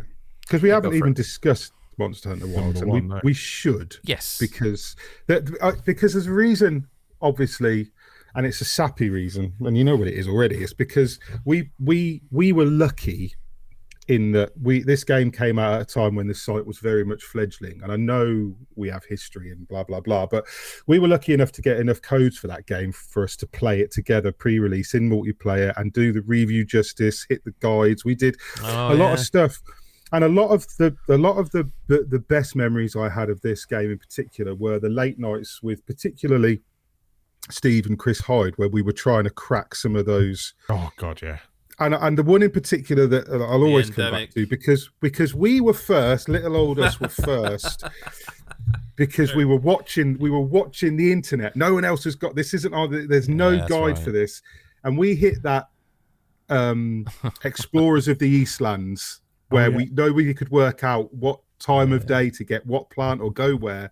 It took us fucking hours of work together to nail that list, and we did that. And I stand by this. We did that before anybody else. Our guide was the first one up because I was searching every minute while I was writing the guide to see if anyone had got it up. Yeah, and they hadn't. And as soon as ours went up, within like 3 hours, the internet was flooded with them. So I don't know what you're suggesting, Mick. Oh, you know exactly what I'm suggesting. But it doesn't matter. It doesn't matter. The point is that period of time was the same as when I was playing Remnant 2 with you guys. And that was multiplayer. It's worth that mentioning. was multiplayer because we were playing it together. We were doing it as a team. We were splitting up and going off and trying to do this different things at a time. But in the same, we were in the same world. Like you have to go, you go here, and it was really good. And it brought back the memories of like Remnant 2 when me, you, and Chris played that in another life, and we were trying to solve those mysteries together. And it was, and also like not for nothing. But Monster Hunter Wilds is a fucking really good multiplayer game. Like it still could be more friendly, but they're fucking closer than they've ever been before. Even I can't really shit on that, and I know I have in years past. But for some reason, I don't understand why Capcom can't just make it so you can find your friend and join your friend. Well, it has to be such a convoluted mess of 50 Well, it's different less convoluted than it was. It is always easier now. You join a guild and you can pretty much do it. It is not difficult now, but like it's a lot easier than it was. But it's also a game that is. I love Monster Hunter and obviously I don't play the old ones, but I love Monster Hunter. I love it solo sometimes. Like I'll play it, but I don't play Monster Hunter alone. Like if I'm not playing it with people I know, I'm playing it with pickup groups and randoms because it just feels better to me to be. It is to me a game like say Destiny. It's a game that I just would play with people always. Like, it's very rare that I'll go into Monster Hunter and be like, I'm going to do this alone. I'm always playing it with people. It feels like its natural state of being, doesn't it? And it's such a clever, and it always has been this way, but Monster Hunter is such a clever multiplayer game because you only need to know what the monster does and what your weapon does. That's all you need. Is that it doesn't matter what the other people are doing. Yeah, you've got to keep an eye on people, you've got to heal some people, you've got to stay out of the way of Mikhail with a fucking greatsword, but you have to but you also just need to know what you're doing. And I love that. I love a multiplayer game where I can just go in and I've got a certain level of skill at Monster Hunter that I know if I watch my own shit, I'll get through it as long as everybody else watches their own. And I know that is kind of a secular way to look at multiplayer, but I think that's why it works so well together because you're describing class-based multiplayer that works well. Yeah. That's what I'm hearing. You're because you're playing your class as such, so to speak, with your weapon, and that's how it should be. Isn't get it? in there, do your job, and you're sorted. A well-designed multiplayer experience should reward that. I don't think you're doing it disservice. And I think so I think that list for me, I'm happy. I just wanted that to be where it is, really, out of the whole 15 we had on the list in the first place. So. Fair enough. Anyone want to add anything, or am I reading the list? I'm a happy bunny as far as that goes. Good. Kieran, you're okay with it, yeah? Yeah. Lyle? I mean, if Fortnite had been allowed for best multiplayer, we'd be in for a different story, wouldn't we? A longer night. Sure, why not? Okay, so best multiplayer for 2025 then. In third place, Ark Raiders. Second place, Rematch. And the winner, the best multiplayer experience of 2025 in gaming, is Monster Hunter Wilds. And that draws a close to day one of the Loot Level Chat 2025 Game of the Year Awards. Tomorrow we're talking about audio and video. Visuals, the best spectacle that you will see in games. That's the spectacle day, and I don't mean glasses, but this day 2 is best spectacle essentially, and I'm going to keep saying spectacle until it means nothing to you. You've anymore. made it weird already. Yeah, now. that was my plan. Yeah, it's too late. That was my plan. If I keep saying spectacle, not spectacles, Please, that's please a different stop. thing. They're the Please. things that Kieran and I and Mick are wearing. Spectacles. It's best spectacle. I like Kieran's best. We'll put that at Fair number enough. one. And I was wondering if at some point I was going to say like spectacle. best. Well, I thought at one point I would say like best speculum or something, and I would just slip. But that's tomorrow. We'll be talking about like the visuals and the audio in games, and then as we get into the week deeper, there'll be best new characters, nicest surprises, best stories, best moments, the most wanted 2026. We always start these lists, and I always think, like when we do sorry, this is the first time ever, but imagine if we'd done these lists before. I look at Lyle on day one, and I just think I also need to get my chest hair out for the rest of the. It bothers me that Lyle sits there with that fucking chest on display, and I'm sitting there buttoned up like a Catholic schoolboy. I'm sorry, you can do it. You can join me. Topless day 2 then, Mick? I think we need collars popped, lads. I do. I really do. What about a shirt that's draped low enough to reveal just a singular nipple? That'll do. That would win Christmas. I do sometimes. It would win best spectacle. Yeah, I do sometimes pop a nipple on the bus if I'm not careful. It has happened. Yeah, no, that's fair. There's probably YouTube videos of it somewhere. Probably, yeah. If you search hard enough. Thanks for listening or watching to day one, I guess, at that point. That's a great ending. Thanks to Steve, Niall, Mick, and of course Kieran. Hope you've enjoyed your first virginal experiences, Stephen and Kieran. It's been an experience. It's been everything I hoped for. It's only just begun, boys. Honest to God. we will speak to you on day 2 or whenever you choose to listen. Bye bye for now. See you later. Bye. Yeah.